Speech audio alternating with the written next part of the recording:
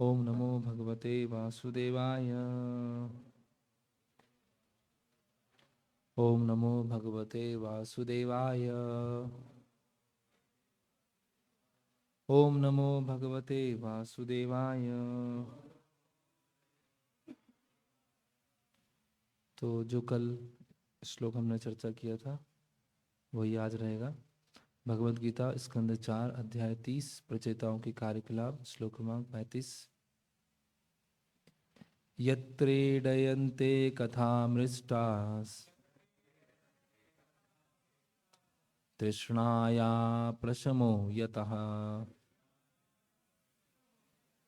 निर्वैरं यत्र भूतेषु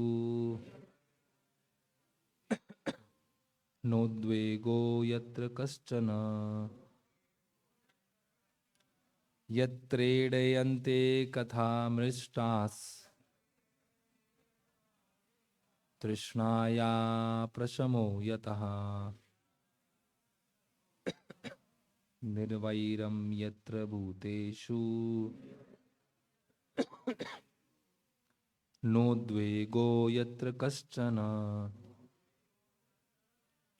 यत्रेडयन्ते कथामृष्टास्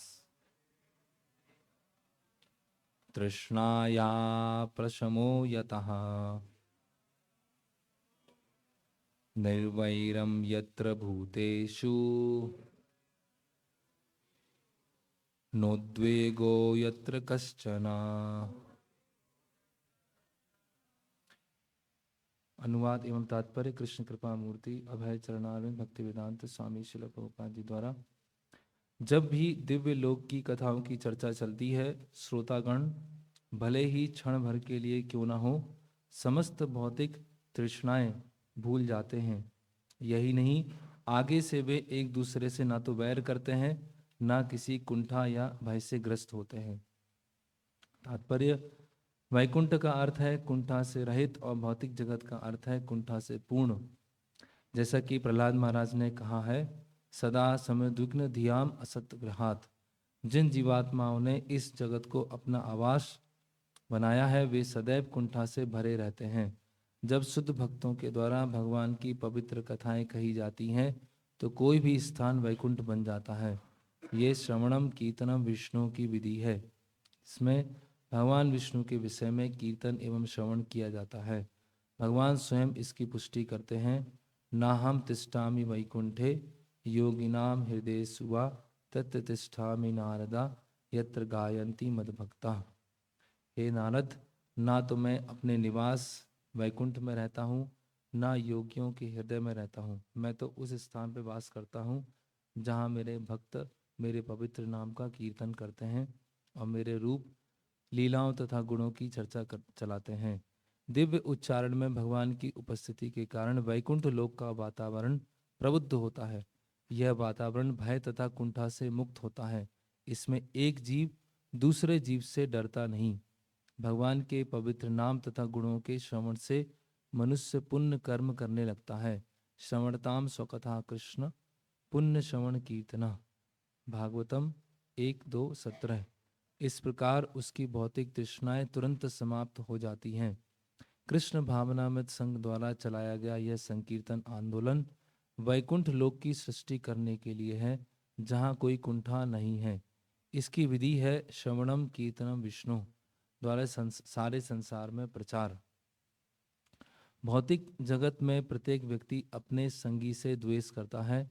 जब तक मानव समाज में हरे कृष्ण महामंत्र हरे कृष्णा कृष्णा कृष्णा हरे हरे हरे राम राम राम हरे हरे का संकीर्तन यज्ञ नहीं होता, तब तक उसमें पाश्विक विद्वेष बना रहता है।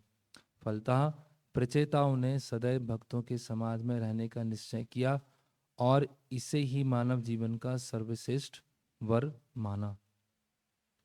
ओम ज्ञानतिमिरन्धस्य ज्ञानाञ्जनं शलाकया चक्षुरुन्मिलितमेनं तस्मै श्री गुरुवे नमः।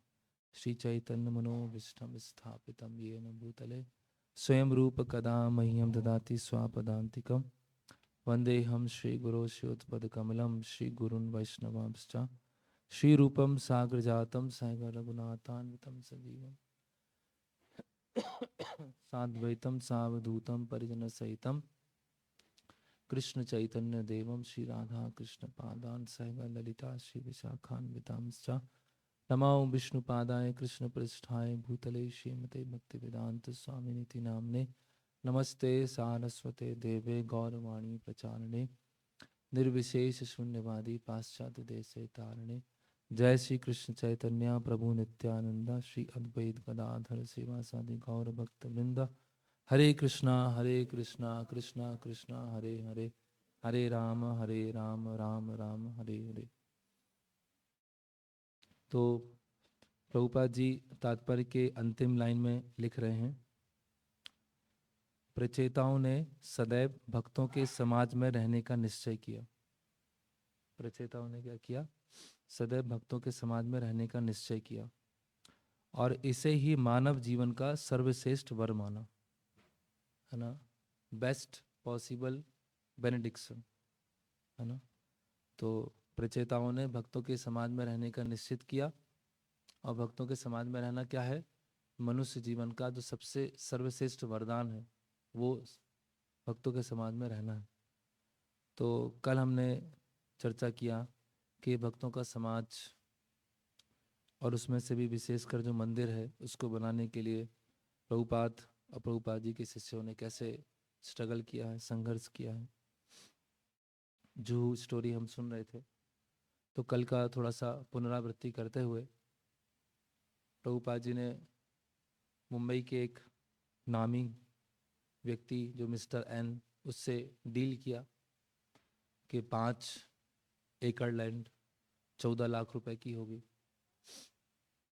और उसमें एक एग्रीमेंट हुआ कि जब 1 लाख रुपए भक्त दे देंगे, इस्कॉन दे देगा, तो भक्त लोग लैंड पर शिफ्ट हो जाएंगे और फिर आगे के 1 लाख और देंगे तो इस्कॉन के नाम का एग्रीमेंट मिल जाएगा और बाकी के जो 12 लाख हैं वो इंस्टॉलमेंट में देते रहेंगे और जब 14 लाख पूरे हो जाएंगे तो फिर रजिस्ट्री जो होगी इस्कॉन के नाम हो जाएगी। इस तरह से एक एग्रीमेंट के अंदर दूसरा एग्रीमेंट हुआ कि कब भक्त लोग लैंड पे शिफ्ट हो सकते हैं। तो भक्त लोग चाह नहीं रहे थे कि लैंड पे जाएं क्योंकि वहाँ पे स्थिति बहुत वैसी, है ना, कठिन थी, बहुत ज़्यादा कठिन थी, इमेजिन भी नहीं कर सकते हैं, है ना। तो वहाँ पर भक्त लोग चूहे, गांव के कुत्ते, कॉकरोच, सांप, मच्छर, उन सब के बीच में उन्होंने रहना चालू किया। लैंड पे कोई फेंसिंग नहीं है। लैंड मतलब क्या है? वो सीवेज जहाँ से बहता है वो लैंड है, उसको साफ करना, उसको प्रॉपर बनाना। तो भक्तों का उत्साह धीरे धीरे कम हो रहा था कि कैसे हम रहेंगे। तो प्रभुपाद जी नैरोबी जाते हैं, ब्रह्मानंद महाराज को लेके आते हैं और जैसे ब्रह्मानंद महाराज आते हैं तो सबको एक उत्साह आ जाता है कि चलो अभी हम कुछ कार्य चालू करेंगे। और प्रभुपाद जी ब्रह्मानंद महाराज को निर्देश देते हैं कि आप पंडाल यहाँ पे खड़ा कीजिए, टेम्परेरी पंडाल, और वहाँ पर हम प्रोग्राम्स करेंगे, कार्यक्रम करेंगे। तो सबसे पहले प्रभुपाद जी ने भक्तों को शिफ्ट कराया, ब्रह्मानंद महाराज को भेजा। फिर प्रभुपाद जी ने कहा कि जो डीटीज़ हैं जो कि अभी आकाश गंगा बिल्डिंग में है उसको आप लैंड पे शिफ्ट कीजिए। तो सारे भक्त विचार करने लगे कि हमें रहने के लिए इतनी समस्या हो रही है ना। तो डीटीज़ आएंगे और डीटी वर्शिप का स्टैंडर्ड मेंटेन करना, डीटीज़ के लिए सारी सारी फैसिलिटीज़ क्रिएट करना, भोग की व्यवस्था करना, आरती की व्यवस्था करना कितना मुश्किल है। हमारी लैंड पर समस्याएं और बढ़ जाएंगी। लेकिन प्रभुपाद उसको देख रहे थे कि भक्तों के रहने से और डीटी वर्शिप होने से हमारी लैंड पे जो पोजीशन है बहुत स्ट्रांग हो जाएगी। प्रभुपाद जी का विज़न था, जो शुद्ध भक्त होते हैं उनका जो विज़न होता है बहुत दूर का होता है। तो वहाँ रहने वाले भक्त बहुत परेशान हो रहे थे, लेकिन प्रभुपाद देख पा रहे थे कि यहाँ पर एक हरे कृष्णा सिटी बनेगा, है ना। क्योंकि मुंबई क्या है? भारत का सबसे महत्वपूर्ण शहर है, बिजनेस कैपिटल है एक तरह से। तो प्रभुपाद जी ने उसको चूज़ किया कि मुंबई में बड़े मंदिर का निर्माण होना चाहिए।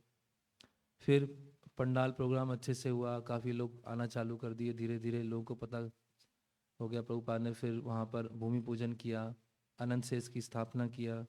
प्रभुपाद जी ने अपने भक्तों को सिखाया कि कैसे जो मटेरियल डीलिंग्स में कितना सजग होना चाहिए, है ना। कोई भी चीट करके चला जाए, है ना, तो 40,000 का पंडाल लगा ऐसा डिसाइड हुआ था, लेकिन प्रभुपाद ने उसको 4,000 रुपये में निपटा दिया, और ये बोल के कि आप 500% प्रॉफिट कमा रहे हैं इससे। तो सोचिए, तो प्रभुपाद इस तरह से अपने शिष्यों को ट्रेन कर रहे थे, है ना।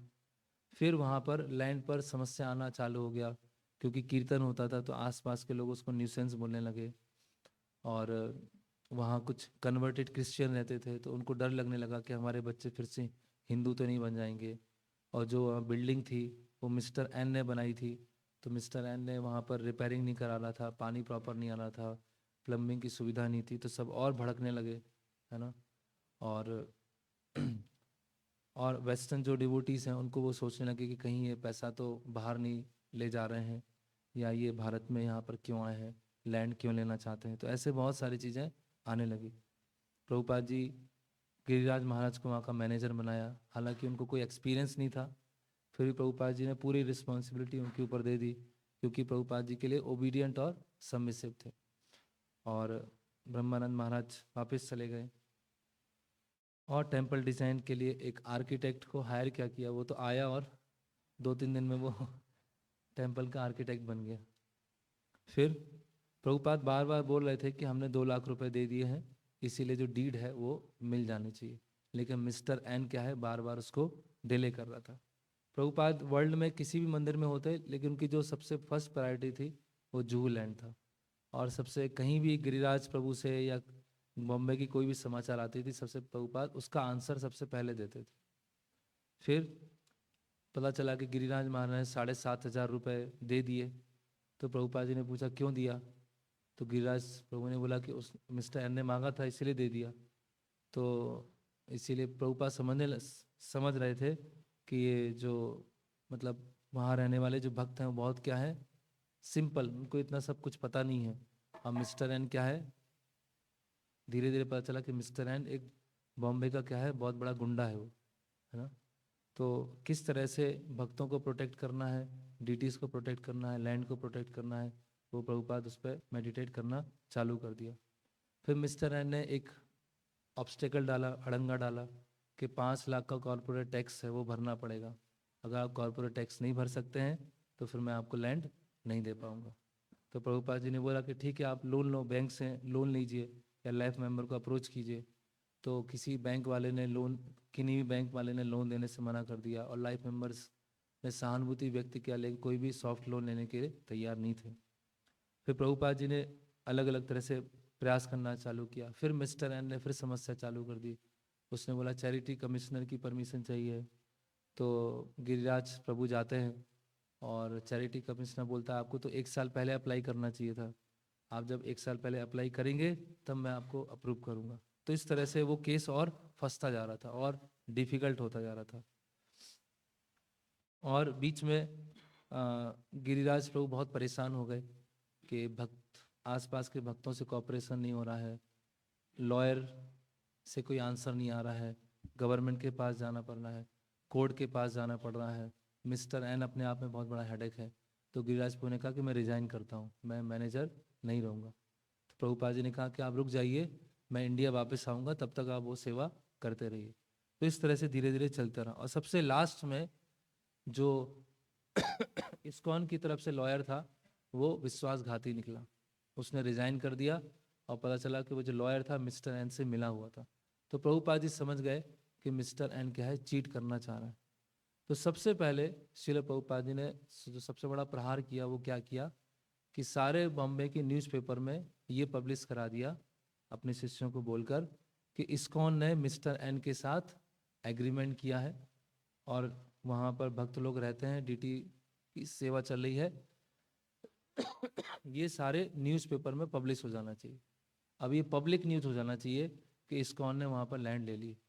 और श्रील प्रभुपाद ने अंतिम बार प्रभुपाद ने वो उस सेल्स एग्रीमेंट को पढ़ा और 8 पॉइंट्स लिखे और अपने शिष्यों को भेजे कि आपको डरने की ज़रूरत नहीं है, हमारी लीगल पोजीशन स्ट्रांग है, हम लोग लैंड पर हैं, हमने पूरा पैसे दे दिया है, टाइम पे पैसे दिए हैं, और जितना बाकी है उतना भी देंगे, लेकिन मिस्टर एन की तरफ से डीड नहीं आई है, और इसीलिए आप जल्दी से 14 लाख इकट्ठा करने का प्रयास कीजिए, उसको दीजिए और मिस्टर एन को निकालिए पूरे सीन से, और नहीं तो हम कोर्ट में जाएंगे और कोर्ट में क्रिमिनल केस फाइल करेंगे। तो प्रभुपाद ऐसे भक्तों का उत्साह बढ़ा रहे थे और उनको एक दृष्टि दे रहे थे कि हम लोग स्ट्रांग पोजीशन में, आपको डरने की जरूरत नहीं है। तो यहाँ तक हमने कल देख लिया था। तो अब अक्टूबर 1972 प्रभुपाद जी प्लान करते हैं कि कार्तिक के महीने में वो वृंदावन में रहेंगे 1 महीने के लिए। और कार्तिक महीने से पहले प्रभुपाद जी वर्ल्ड में जो जो मेन टेम्पल्स थे वहाँ पर विजिट किया था, और सभी भक्तों को उन्होंने एक तरह से इनविटेशन दिया था कि सभी लोग कार्तिक में वृंदावन आए। तो प्रभुपाद जी राधा दामोदर मंदिर में रुकते हैं। राधा दामोदर के जो मंदिर के जो पुराने कक्ष हैं वहीं पर रहते हैं, और उनके शिष्य हैं वहीं पास में एक धर्मशाला थी वहाँ पर रुकते हैं।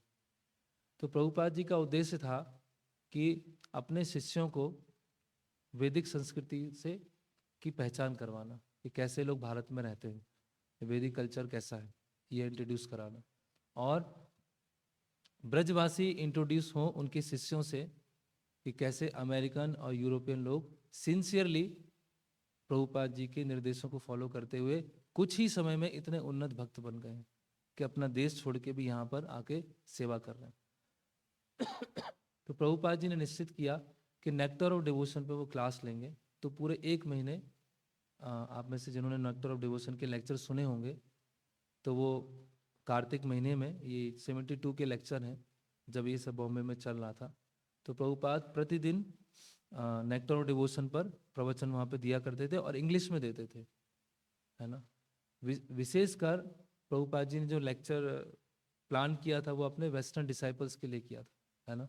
तो बहुत सारे लोग वहाँ पर आते थे और देखते थे इंग्लिश में लेक्चर चल रहा है, वेस्टर्न बॉडी डिवोटीज बैठे हुए हैं। कुछ लोग आते थे, सम्मान करते थे, कुछ लोग क्रिटिसाइज करते थे, कुछ लोग बोलते थे कि ये ब्राह्मण कैसे बन सकते हैं, है ना, ब्राह्मण तो जन्म से होता है, इनको तो भारत में इनका जन्म नहीं हुआ, मिलेक्स लोग हैं, ये लोग तो ब्राह्मण नहीं बन सकते हैं।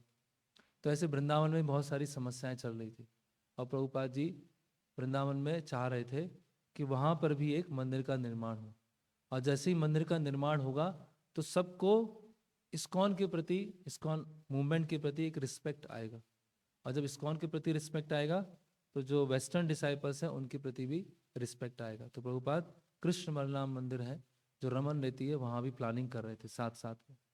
प्रतिदिन राधा दामोदर मंदिर से रमन नेती जाते थे नगर संकीर्तन करते हुए, और रमन नेती जो वहाँ पर लैंड थी वहाँ पर क्या था, कुछ झोपड़ियाँ बनी हुई थी, कुछ सीमेंट या रेत की बोरी पड़ी हुई थी, और ऐसे टूटी फूटी फेंसिंग थी, और उसके अलावा वहाँ पे कुछ नहीं था, है ना।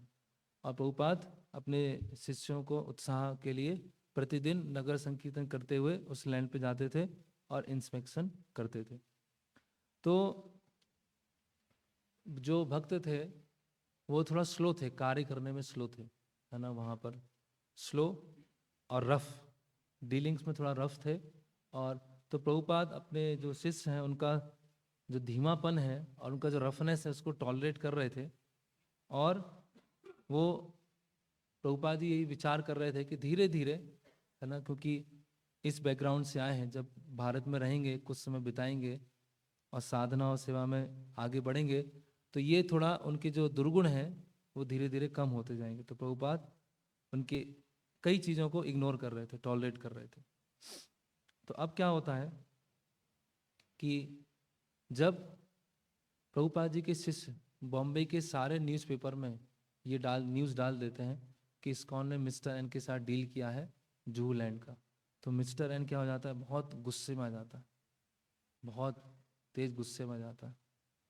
तो अब क्या होता है कि तमाल कृष्ण महाराज, श्याम सुंदर प्रभु और करंधर प्रभु वो सब बॉम्बे पहुंच जाते हैं। चीज़ें और ख़राब हो रही हैं और प्रतिदिन और ख़राब होती जा रही हैं। तो गिरिराज प्रभु इन्फॉर्म करते हैं सारे लीडर्स को कि ऐसा ऐसा हो रहा है। तो गिरिराज प्रभु जाते हैं मिस्टर एन के घर में, और मिस्टर एन बहुत गुस्से में है। गिरिराज प्रभु मिस्टर एन के पैर में गिर जाते हैं कि आप ऐसा मत कीजिए, और मतलब वो अभी डीड कैंसिल करने वाला है मिस्टर एन कि हम आपको लैंड नहीं देंगे, है ना। और आप लोग यहाँ से निकल जाइए। तो मिस्टर एन पूरा गिरिराज प्रभु मिस्टर एन के पैर पे गिर जाते हैं और उनसे प्रार्थना करते हैं कि आप ऐसा मत कीजिए। और मिस्टर एन इतना गुस्से में होता है ना, और बिल्कुल भी शांत नहीं होता है ना, और बोलता है कि आप लोग यहाँ से निकल जाइए लैंड में से, और आपके जो पैसे हैं 2 लाख वो भी नहीं मिलेंगे, और मैं इस डीड को कैंसिल करता हूँ, आप लोग यहाँ से तुरंत निकल जाओ।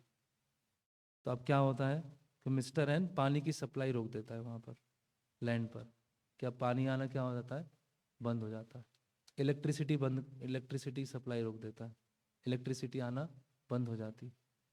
और कुछ गुंडों को भेजता है वो, और जो जो गुंडे थे, जो जो वहाँ पर एंट्रेंस बनाया था उन्होंने, ऐसे टेम्परेरी एंट्रेंस बनाया था, वो गुंडे वहीं घूमते रहते थे, लैंड के पास में घूमते रहते थे। और जो भी भक्त वहाँ से लैंड से अगर बाहर जा रहे हैं, लैंड से आ रहे हैं, तो उनको शब्दों से, है ना, और मतलब मारते नहीं थे लेकिन मारने का प्रयास करना। तो ऐसे पूरा डर का माहौल हो गया वहाँ पर। रहने वाली जो स्त्रियाँ थीं, वो माताएं भी बहुत डरने लगी कि ये गुंडे आसपास लैंड के पास घूम रहे हैं। और मिस्टर एन ने अपने एक व्यक्ति थे जिनका नाम था उनका नाम है मात्रे, मिस्टर मात्रे। तो मिस्टर मात्रे जो थे, उनकी सहायता से उन्होंने कुछ फ्लायर प्रिंट करवाए, और जो लोकल स्टेशन थे उनमें से एक था बेले पार्ले। तो वहाँ पर उन्होंने उसको बंटवाना चालू कर दिया कि ये जो संस्था है, इस्कॉन संस्था है, ये अमेरिकन लोगों से बनी हुई है, और ये लोग क्या है, सभी स्कैंडल में फंसे हुए हैं, है ना, सब इलिसिट एक्टिविटीज़ में फंसे हुए हैं। तो इस तरह से उसने बॉम्बे में वितरित कराना चालू कर दिया। तो प्रभुपाद जी ने जो वार किया था कि सभी लोगों को पता चल जाए इस्कॉन के बारे में, और सभी लोगों को ये पता चल जाए कि इस्कॉन ने डील किया है मिस्टर एन से। तो अब मिस्टर एन गुस्से में उसका प्रतिकार कर रहा है कि सारे अमेरिकन जो डिवोटी हैं सब स्कैंडल में फंसे हुए हैं। तो अब धीरे धीरे भक्त लोग लैंड छोड़ना चालू कर दिए। अब सबको, किसी को सहन नहीं हो रहा है, किसी का हेल्थ खराब हो रहा है ना, कोई हॉस्पिटल में एडमिट है, रोज नया केस आ रहा है, कोई टाइफाइड का बुखार है, किसी को मलेरिया का बुखार है, अलग अलग बीमारियां लोगों को हो रही है। वहाँ लैंड पर रहना ही अपने आप में बहुत टफ काम है, लैंड पर रहना ही बहुत मुश्किल काम है, और साथ में डीटी वर्सिप स्टैंडर्ड मेंटेन करके रखना वो मुश्किल काम है। तो भक्त लोग, लेकिन लास्ट में 30 भक्त बचे वहाँ पर, जो 30 भक्त वहाँ पर लैंड पर रहे। तो अब क्या हुआ, जो करंदर प्रभु थे, जो लीगल मैटर्स में एक्सपर्ट थे, तो उन्होंने विचार किया कि सबसे पहले लॉयर को फिक्स किया जाए, क्योंकि हमारा कोई लॉयर नहीं है ना। तो वो जाते हैं मुंबई के सबसे अच्छे एरिया में जाते हैं, और जो कि जमीन के मामलों में एक्सपर्ट लॉयर है वो हायर करते हैं, है ना। फिर उस लॉयर को लेकर तमाल कृष्ण महाराज, करंदर प्रभु सब मिस्टर एन के ऑफिस जाते हैं बात करने के लिए। लेकिन मिस्टर एन बात करने के लिए तैयार ही नहीं है, पूरा हट किया हुआ है और बिल्कुल अनकोऑपरेटिव। और यहाँ तक कि वो जो नया लॉयर है उसको भी धमकी देने लगा, अगर आपने केस लड़ा इस्कॉन का तो आपकी जान पे भी खतरा हो सकता है, इस तरह से, क्योंकि बहुत बड़ा गुंडा था वो तो, और उसको वो जानते भी थे लोग मुंबई में। तो इसीलिए भक्त लोग सोचने लगे कि अभी ये कोर्ट बैटल अभी इनएविटेबल है, इसको अवॉइड नहीं कर सकते। तो अब क्या हुआ कि सारे लीडर्स आपस में मिलते हैं और जो परिस्थिति है उसका आकलन करते हैं। तमाल कृष्ण महाराज, करंदर, भवानंद महाराज, श्याम सुंदर प्रभु, सब लोग बोलते हैं कि ये जो जुहू का लैंड मिलना है ये ऑलमोस्ट इम्पॉसिबल है, ऐसी स्थिति आ गई है, ऑलमोस्ट इम्पॉसिबल है ना। और अगर ये मिस्टर एन अपनी धूर्तता ना दिखाए और लैंड दे भी दे तो भी यहाँ रहना बहुत मुश्किल है। कौन जंगल में आएगा यहाँ पर, कौन दलदल और कीचड़ में, पूरा सीवेज का पानी, यहाँ पे कौन आएगा, कैसे मंदिर यहाँ। प्रभुपाद ने विजन रखा है कि होटल की जैसे बड़ी बिल्डिंग होती है, 2 बड़ी बिल्डिंग बनेगी और सुंदर ये गर्भगृह सब बनेगा, ये कैसे बनेगा यहाँ पर, पॉसिबल ही नहीं है, ऐसी जगह पे कौन आएगा। तो सब लोग विचार करने लगे कि अगर मिस्टर एन भी हाँ बोलता है तो भी यहाँ रहना मुश्किल है ना। जो छत है उससे पानी लीक हो रहा है, जो फ्लोर है वो टूट टूट रही है rats, flies, cockroach, village dogs, mosquitoes, सब जगह वही है। और कभी कभी जहरीले सांप भी आ रहे हैं लैंड पर। तो सब लोगों ने विचार किया कि हम सब मिलकर, और जो लॉयर था, इस्कॉन का लॉयर है, वो भी बोलने लगा कि हाँ, लग तो ऐसे ही रहा है कि ये बहुत मुश्किल है यहाँ तो सब लोग ये बोलने लगे कि अब तो बहुत मुश्किल है यहाँ पर। एक तो मिस्टर एन से डील करना मुश्किल है, और दूसरा डील हो भी जाए तो भी लैंड पर रहना बहुत मुश्किल है। तो अब सब भक्तों ने क्या किया, और और मिस्टर एन ने कहा कि मैं क्रिमिनल नहीं हूँ, क्रिमिनल तुम लोग हो सब, है ना। तुमने चैरिटी कमिश्नर की परमिशन नहीं लिया और लैंड पे इलीगली रह रहे हो, है ना। इसीलिए अभी तुमको मैं यहाँ से निकाल दूंगा, है ना। और इसके लिए मुझे वायलेंस भी करना पड़े तो भी मैं करने के लिए तैयार हूँ, है ना। तो जब चीज़ें ये बढ़ने लगी तो सारे लीडर्स ने सोचा कि अभी इस लैंड को छोड़ देते हैं, और उन्होंने एक लेटर लिखा, और लेटर श्याम सुंदर प्रभु के हाथ में, और श्याम सुंदर प्रभु को वृंदावन भेजा कि प्रभुपाद जी वृंदावन में है, और ये लेटर आप स्वयं प्रभुपाद जी को बताइए। और श्याम सुंदर प्रभु निकल जाते हैं वृंदावन प्रभुपाद जी को लेटर देने के लिए। अभी सभी लीडर ही छोड़ने को तैयार हैं, लॉयर भी केस लड़ने को तैयार नहीं है, मिस्टर एन भी है, जमीन भी ऐसी है, तो ऐसी सिचुएशन बनी। तो श्याम सुंदर प्रभु पहुंचते हैं राधा दामोदर मंदिर वृंदावन में, और प्रभुपाद जी को लेटर देते हैं। प्रभुपाद जी लेटर खोलते हैं, लेटर पढ़ते हैं, उसको साइड में रख देते हैं। और फिर प्रभुपाद जी जो आंगन है, हम सबने देखा है राधा दामोदर मंदिर में, तो आंगन में चले जाते हैं। वहाँ पर प्रभुपाद जी व्यास आसन पर बैठ जाते हैं और लेक्चर देना चालू करते हैं। बहुत सारे शिष्य बैठे हुए हैं।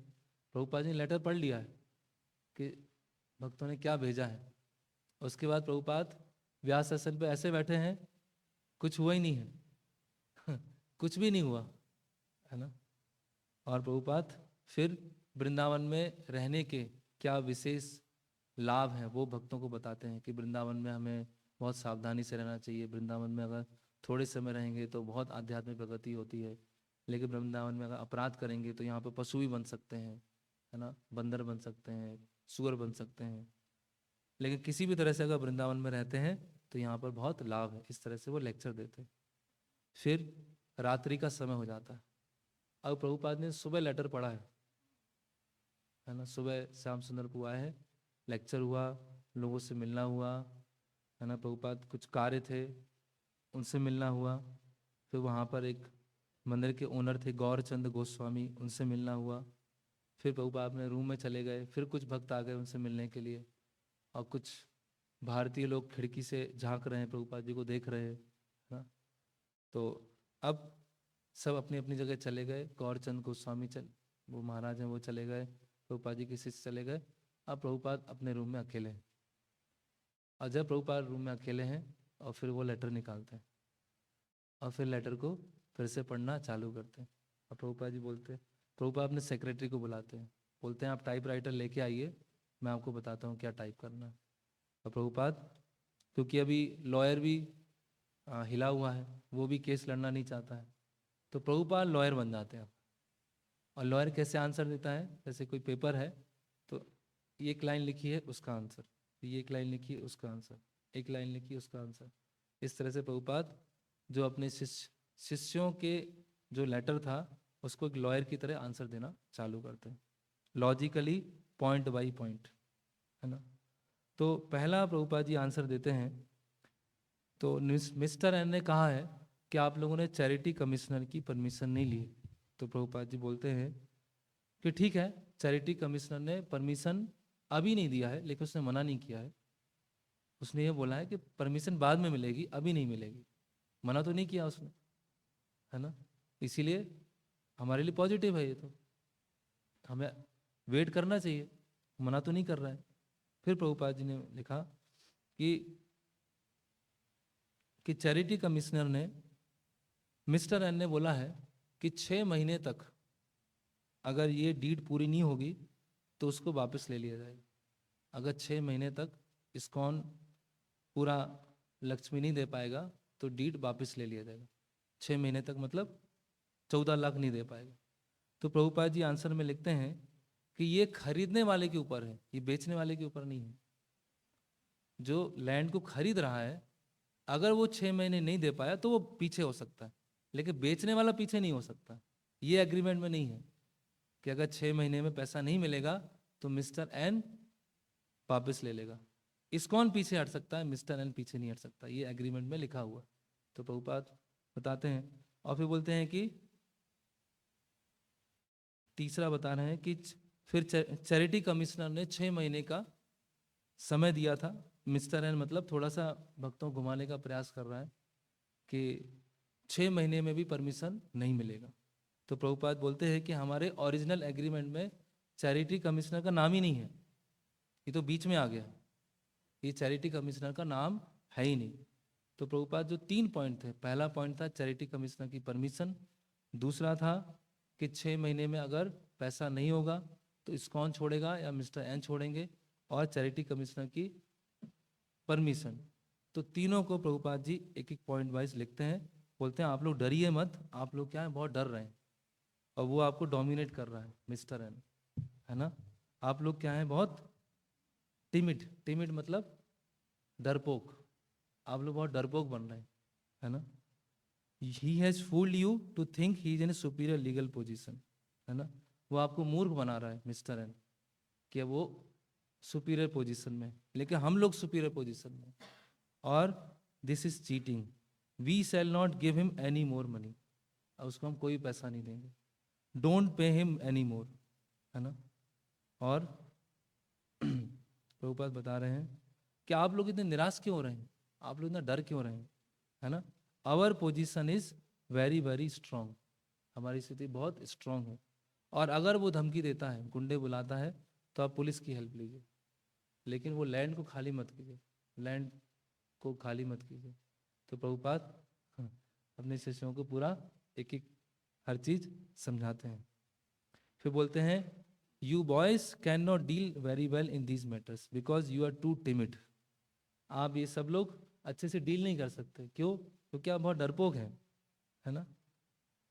Now what ever you like you may do immediately, criminal case should be taken. और उसको क्रिमिनल केस उसके खिलाफ। अब दूसरा वो प्रभुपाद जी का पहला पहला क्या था कि पूरे बॉम्बे के न्यूज़पेपर में इश्तिहार दे देना, है ना, न्यूज़ दे देना। और दूसरा क्या है कि क्रिमिनल केस फाइल करो मिस्टर एन कि वो इस तरह से गुंडों को भेज रहा है। फिर बताते हैं यू आर नॉट डूइंग, आप लोग ये कर नहीं रहे हैं, तुरंत क्रिमिनल केस फाइल कीजिए, because he is bluffing you, क्योंकि वो आपको बहुत धोखा दे रहा है ना। He says big words and make threats and you believe him foolishly. वो बड़े बड़ी बातें कर रहा है, आपको डरा रहा है और आप लोग उसको एक्सेप्ट कर रहे हैं, है ना। तो फिर प्रभुपाद बोलते हैं कि मिस्टर एन को आप पैसा दो। हम्म हम्म प्रभुपाद बता रहे हैं, भक्तों को बता रहे हैं कि आप मजिस्ट्रेट के पास में जाइए और मजिस्ट्रेट से बोलिए कि हमने पैसे दे दिए हैं और वो हमको धमकी दे रहा है, हमें बिल्कुल भी डरने की आवश्यकता नहीं।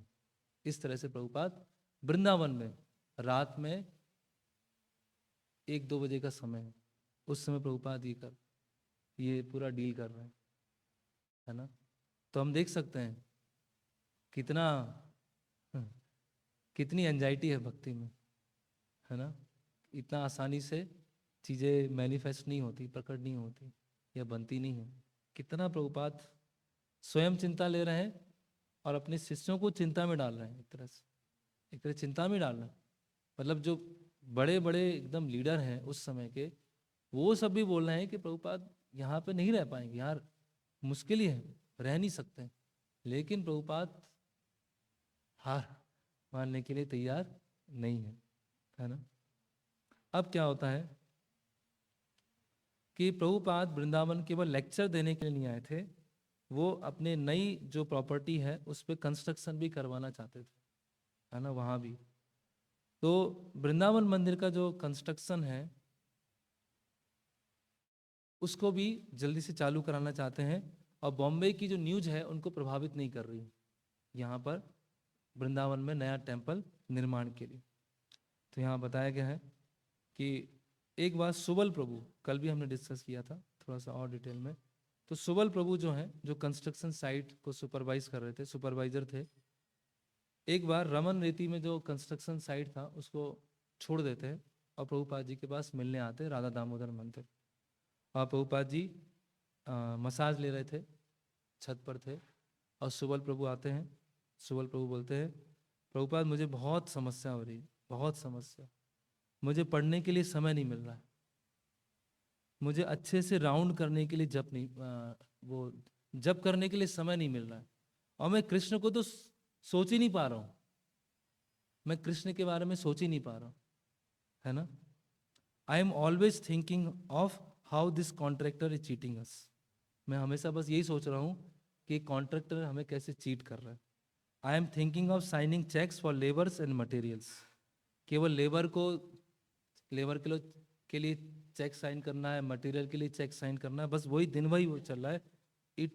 It's just too much. ये बहुत मेरे लिए बहुत ज़्यादा हो रहा है, हेडेक बहुत अधिक हो रहा है।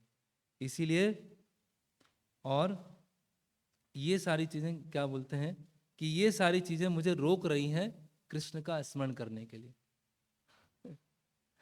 All these things on my mind are stopping me from thinking of Krishna. ये सब चीज़ें मुझे रोक रही हैं कृष्ण का स्मरण करने से। तो हम सोच सकते हैं कितनी कैसी स्थिति है, और सबके साथ में होती है, सब भक्तों के साथ में ऐसा होता है। जब भी कोई फेस्टिवल करना है या भक्तों के साथ में कोई सेवा चालू करना है, यात्रा में जाना है, तो सब, है ना, या भक्त लोग सोचते हैं बहुत, अब तो बहुत हो गया, अब नहीं हो सकता, अब तो छोड़ ही देते हैं, हो गया, अब चैंटिंग रीडिंग करना है और कुछ नहीं करना है, बस यही करना है और बहुत हो गया। प्रभुपाद जी बोलते हैं, क्या आप सोचते हैं कि अर्जुन कुरुक्षेत्र के युद्ध में कृष्ण पर ध्यान कर रहे थे? क्या आप सोचते हैं? Do you think Arjun was sitting in yogic posture while on the battle field Krishna worked? क्या आपको लगता है कि अर्जुन योग समाधि में बैठे हुए थे और कृष्ण पे ध्यान कर रहे थे? ऐसा था क्या? No, he was fighting. ऐसा नहीं है, वो क्या कर रहे थे? लड़ रहे थे। He was killing for Krishna, है ना। और वो सोच रहे थे कि सोल्जर्स को कैसे मारा जाए, सामने वाले को कैसे मारा जाए, अर्जुन ये सोच रहे हैं। तो देखिए कितना इंपॉर्टेंट प्रभुपाद शिक्षा दे रहे हैं। Thinking of the cheque books, thinking of the man, thinking of the contractor, this is Krishna service.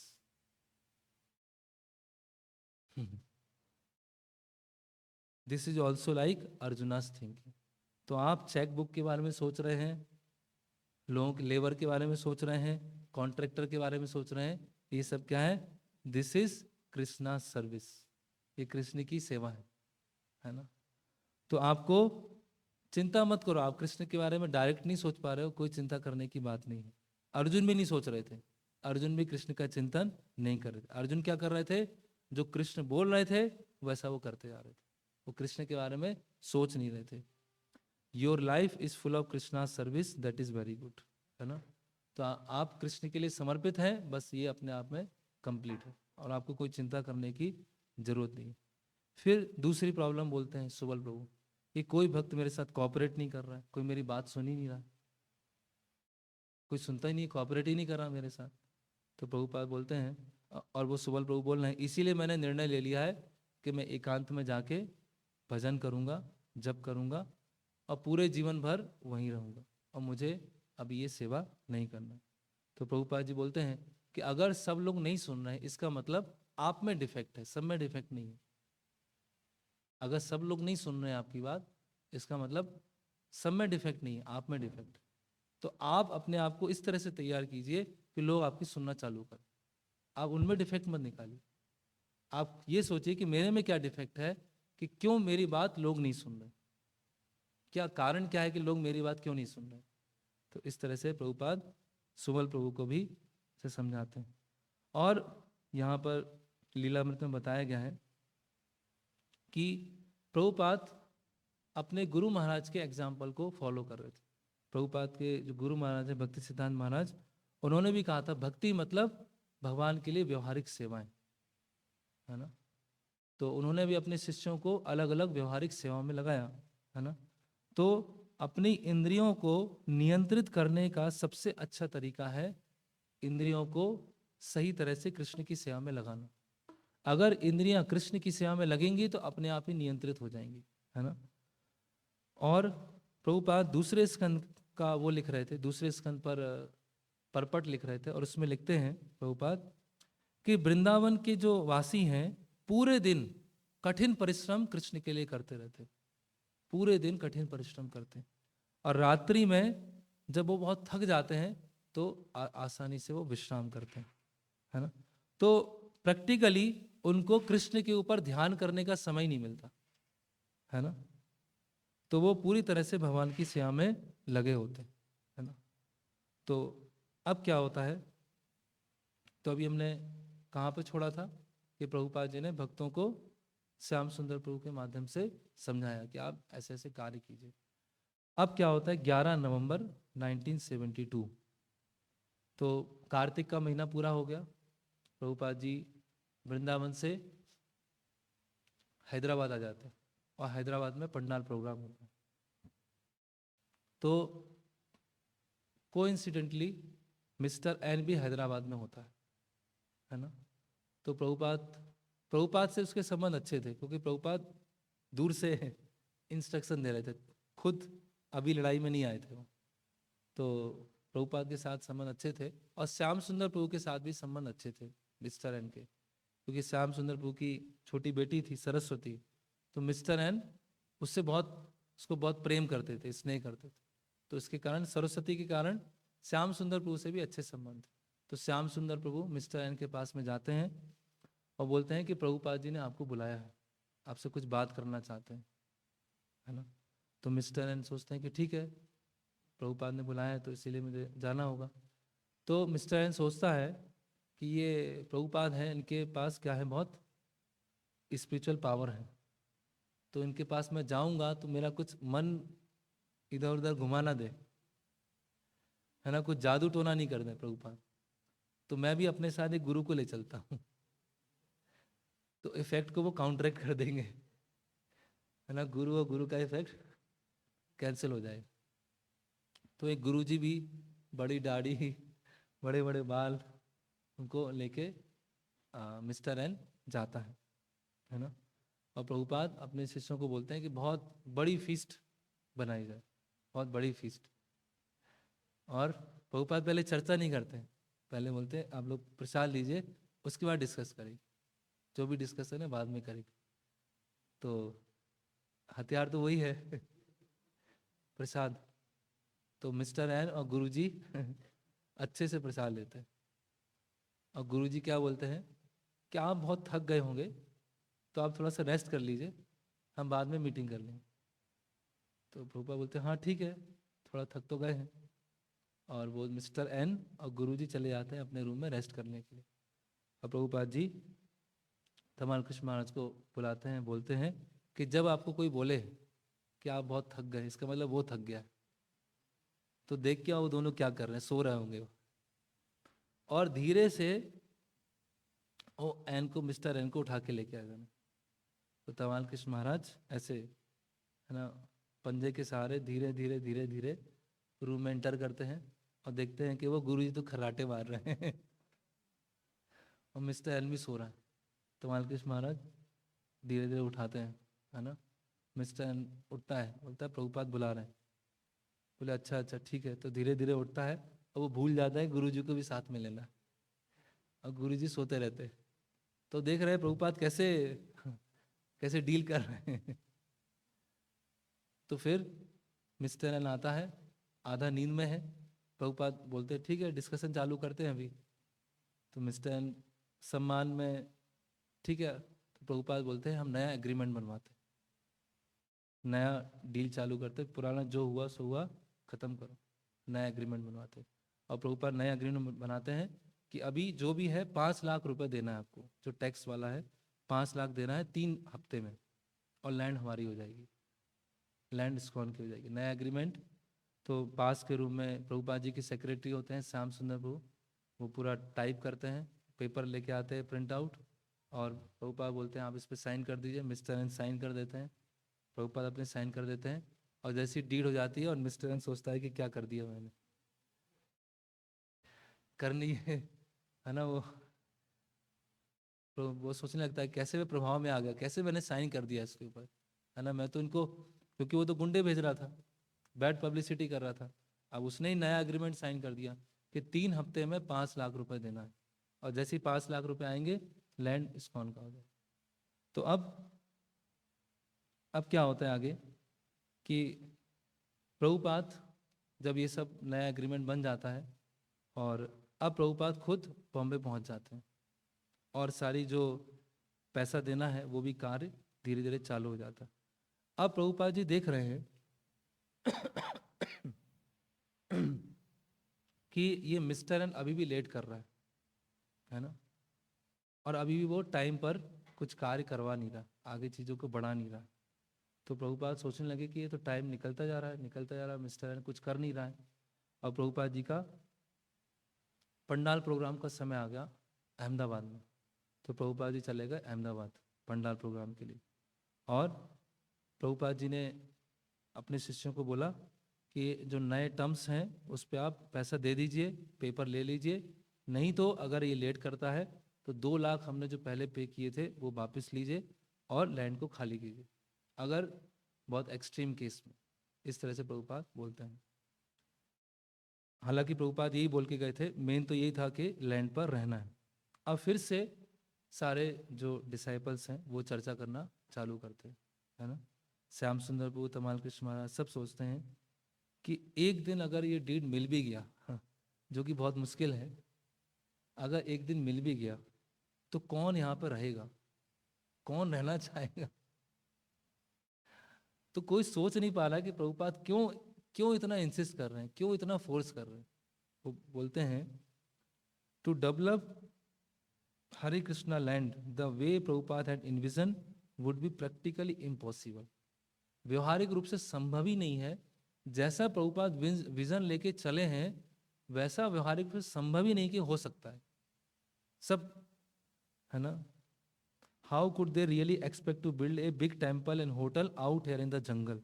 जंगल में कौन, जंगल में क्या होटल बनेगा, जंगल में क्या कौन सा मंदिर बनेगा, सब ऐसे ही विचार करने लगे। अब और प्रभुपाद जी वहाँ से अहमदाबाद से भक्तों को निर्देश दे रहे थे, कुछ भी हो जाए। प्रभुपाद को यहाँ सतस्वरूप महाराज लिख रहे हैं कि प्रभुपाद को ऐसे विचार आ रहे थे कि शिष्य लोग कुछ गड़बड़ करने वाले हैं, कुछ समस्या करने वाले। प्रभुपाद को ऐसा एक इंट्यूशन आने लगा, है ना, कि ये शिष्य लोग कुछ ना कुछ गड़बड़ करेंगे, है ना। तो अब क्या हुआ कि समय बीत रहा था, पैसे दे रहे थे, लेकिन मिस्टर एन कुछ रिस्पॉन्स नहीं कर रहा था। तो विशाखा माता जी अहमदाबाद आते हैं, और प्रभुपाद जी को थोड़ा सा मन में लग रहा है कि शिष्य लोग कुछ करेंगे।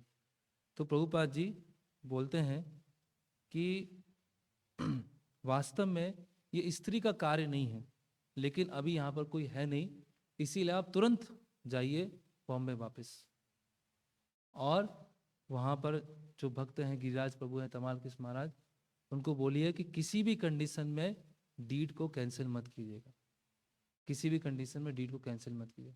प्रभुपाद ऐसा सोच रहे हैं कि ऐसा हो सकता है।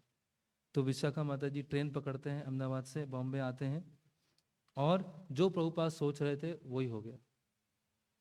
जो प्रभुपाद ने सोचा और वैसे ही हो गया, है ना।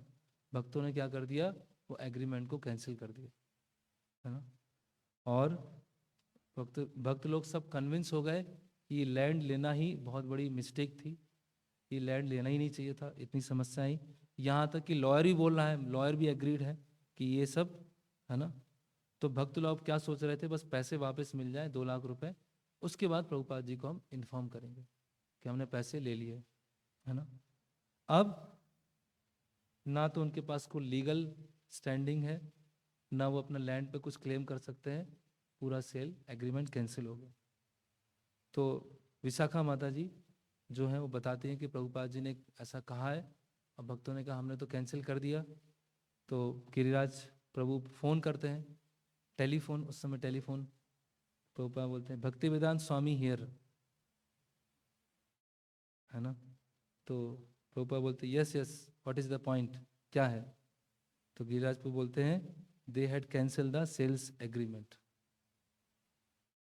है ना।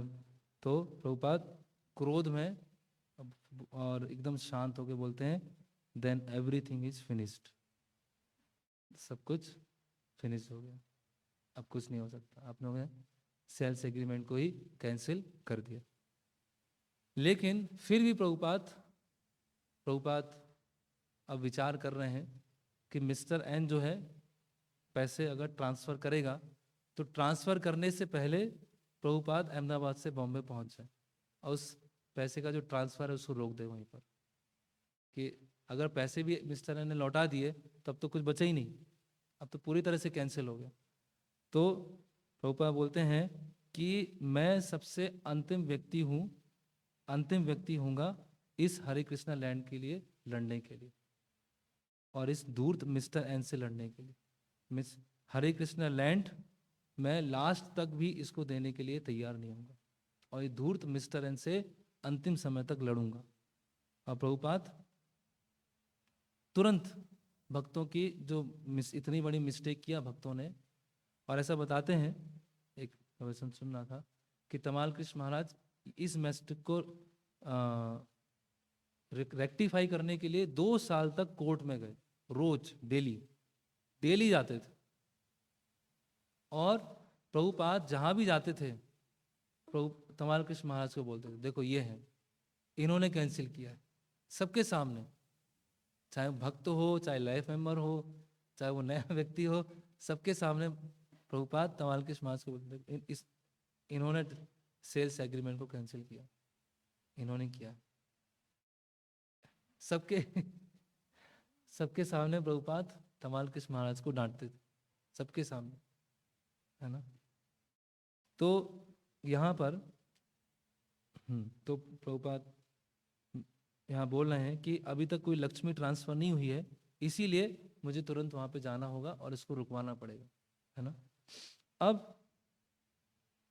अब ये प्रभुपाद जी का जो मूड है एक वॉरियर की तरह, एक, है ना, कि योद्धा की तरह उनका मूड है, उसके बारे में यहाँ पर लिखा गया है।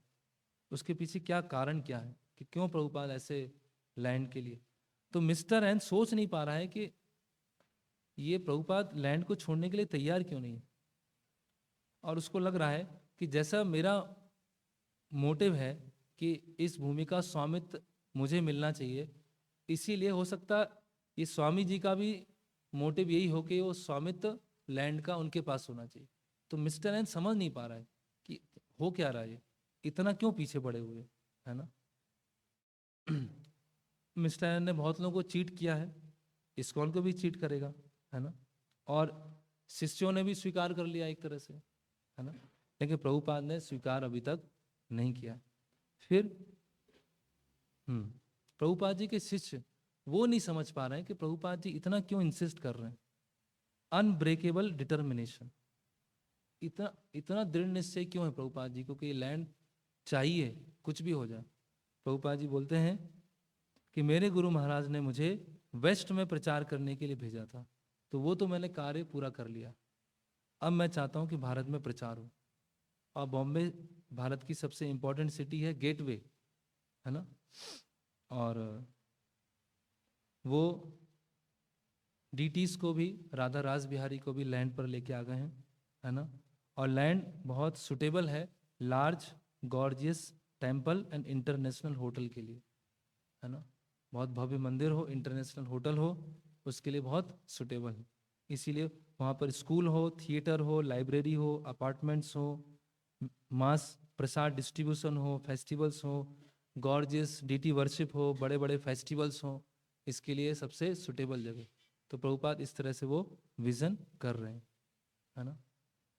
तो अब आंतरिक कारण क्या है, ये तो बाह्य कारण, है ना, कि मिस्टर एन जो चीट करना चाह रहा है, और दूसरा ये मंदिर बनना है, मतलब मंदिर में अलग अलग फैसिलिटीज बनना। तो यहाँ बता रहे हैं कि प्रभुपाद जी ने डीटीज को वचन दिया, राधा रास बिहारी को क्या वचन दिया है, dear sir please stay here, I will build you a beautiful temple, है ना।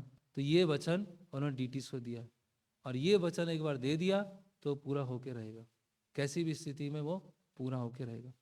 तो ये उनका जो डीटीज के प्रति जो अटैचमेंट था और डीटीज को लेके जो वचन था, उसके लिए प्रभुपाद वचनबद्ध थे, वो दृढ़ प्रतिज्ञ थे कि ये होके रहेगा। तो प्रभुपाद विचार कर रहे हैं कि एक तरह से मेरे रिक्वेस्ट से राधा कृष्ण यहाँ पर आए और मेरे कारण उनको ऐसी बहुत ही पुअर कंडीशन में रहना पड़ा, तो अब मेरा उत्तरदायित्व है उनके लिए भव्य मंदिर का निर्माण करना। इस तरह से प्रभुपाद सोच रहे थे। और दूसरा यहाँ बताया जा रहा है कि प्रभुपाद जी ने पिछले कुछ वर्षों में बहुत सारे डीटी इंस्टॉल किए, जैसे कि लॉस एंजलिस में राधा द्वारिकाधीश, न्यूयॉर्क में राधा गोविंद, डलास में राधा कालचंद जी, और जो ट्रैवलिंग पार्टी में राधा दामोदर, राधा लंडनेश्वर, मायापुर में राधा माधव, ऑस्ट्रेलिया में राधा गोपीनाथ, है ना। और आचार्य का एक कर्तव्य भी है कि मंदिरों का निर्माण और अर्चा विग्रह की स्थापना करना। लेकिन सारे डीटीज में सबसे जो पर्सनल प्रभुपाद का जो एक संबंध है वह है राधा रास बिहारी से, और इस कारण प्रभुपाद पूरे डिटरमाइन है पूरा फाइट करने के लिए, है ना। और प्रभुपाद बोलते थे कि आप कृष्ण से डील कर रहे हैं।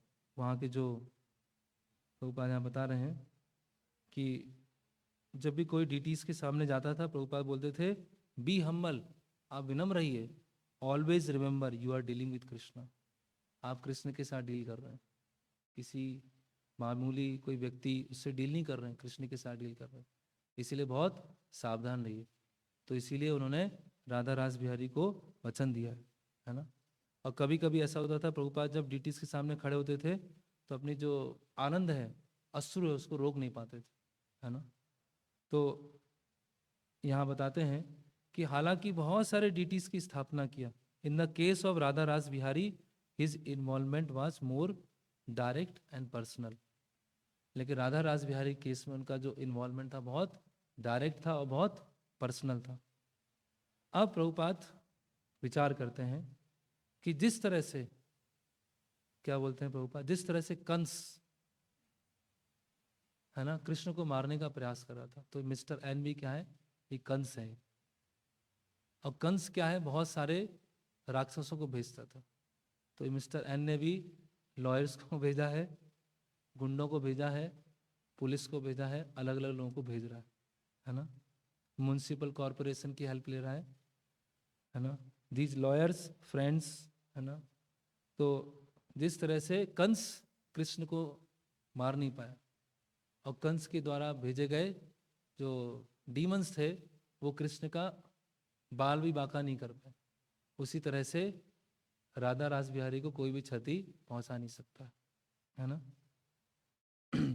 और फिर यहाँ पे लिखा है कि इससे पहले भी प्रभुपाद जी को प्रचार में बहुत समस्याएं आई थी। जब प्रभुपाद जी नई दिल्ली में थे तो भी वहाँ बहुत समस्याएं आई। प्रभुपाद जब न्यूयॉर्क में थे तो भी वहाँ कोई रिस्पांस नहीं दे रहा था। लेकिन जो बॉम्बे की समस्या थी वो बहुत विशेष थी, क्योंकि यहाँ पर बहुत विरोधी लोग खड़े हुए थे। वहाँ इतने विरोधी नहीं थे, वहाँ लोग नेग्लेक्ट कर रहे थे या सुन नहीं रहे थे, ध्यान नहीं दे रहे थे, है ना। लेकिन यहाँ पर तो पूरा गुंडा अपने पूरा टीम के साथ में खड़ा हुआ। फिर प्रभुपाद बोलते हैं कि जैसे कालिया ने क्या किया था, एक समय पर कृष्ण को अपनी उसमें क्या बोलते हैं कुंडली में बांध दिया था। तो जब कुंडली में बांध दिया था तो क्या हुआ था, सारे ब्रजवासी क्या करने लगे, सारे ब्रजवासी क्या हो गए, एकदम डरने लगे। अब क्या होगा, अब क्या होगा, अब कैसे करेंगे। वहाँ पे यशोदा मैया भी आ गई, नंद महाराज भी आ गए और सब सोचने लगे अब क्या होगा, अब क्या होगा। तो उसी तरह से प्रभुपाद जी को भी राधा रास बिहारी के प्रति एक प्रोटेक्टिव फीलिंग्स आने लगा कि अभी उनको और उनकी प्रॉपर्टी को और उनके मंदिर को कैसे बचाया जाए, कैसे सुरक्षा किया जाए। तो जिस तरह से जब कालिया की कुंडली में कृष्ण होते हैं और सब भगवान कृष्ण को बचाने के लिए तत्पर हो जाते हैं, विशेषकर यशोदा मैया, नंद महाराज, उसी तरह से प्रभुपाद क्या है, अभी राधा रास बिहारी इधर ही रहेंगे, इधर ही मंदिर बनेगा, कुछ भी हो जाए, है ना। तो कालिया की तो कंस से तुलना कर रहे हैं मिस्टर एन की, और कालिया नाग से तुलना कर रहे हैं कि ये कालिया की तरह है। कुछ समय लग सकता है ऐसा, है ना, जैसे भगवान जब खेलते हैं तो भगवान अपने आप को कालिया से बंधवाने के लिए तैयार हो जाते हैं। तो भक्तों की जो चिंता है उसको बढ़ाने के लिए भगवान ऐसा कुछ थोड़ा ट्रिक करते हैं। तो प्रभुपाद जी भी उसी तरह से देख रहे हैं। प्रभुपाद जी के अंदर एक प्रोटेक्शन देना है डीटीज को, ऐसा उनको एक भाव उसी तरह से वो कर रहे हैं, है ना। ओके, अब क्या हुआ? हम्म तो हम्म, प्रभुपाद जी जुहू आ जाते हैं और जुहू में वहीं पर साथ में अपने भक्तों के साथ रहना चालू करते हैं। और जब वो देखते हैं कि भक्त लोग बहुत थोड़ा निरुत्साहित हो रहे हैं और किसी को उत्साह नहीं आ रहा है ना, और डीड भी कैंसिल हो चुकी है, तो प्रभुपाद बोलते हैं कि आप पंडाल प्रोग्राम ऑर्गेनाइज कीजिए, साउथ बॉम्बे में पंडाल प्रोग्राम ऑर्गेनाइज कीजिए। और सारे भक्त वहाँ पर ऑर्गेनाइज करने में लग जाते हैं। कोई उसका एडवर्टाइज कर रहा है, कोई उसका फंड रेजिंग कर रहा है, कोई वहाँ पे अरेंजमेंट कर रहा है, कोई लोगों को बुला रहा है। तो इससे भक्तों में फिर पूरा एक उत्साह आने लगता है कि चलो। तो प्रभुपाद का उत्साह लाने का जो तरीका है वो भी ऐसा है, कैसे उनको सेवा में एंगेज करके उत्साह देना। तो उस पंडाल प्रोग्राम में 20,000 लोग आते हैं, 20,000 लोग वो प्रोग्राम्स को अटेंड करने आते हैं।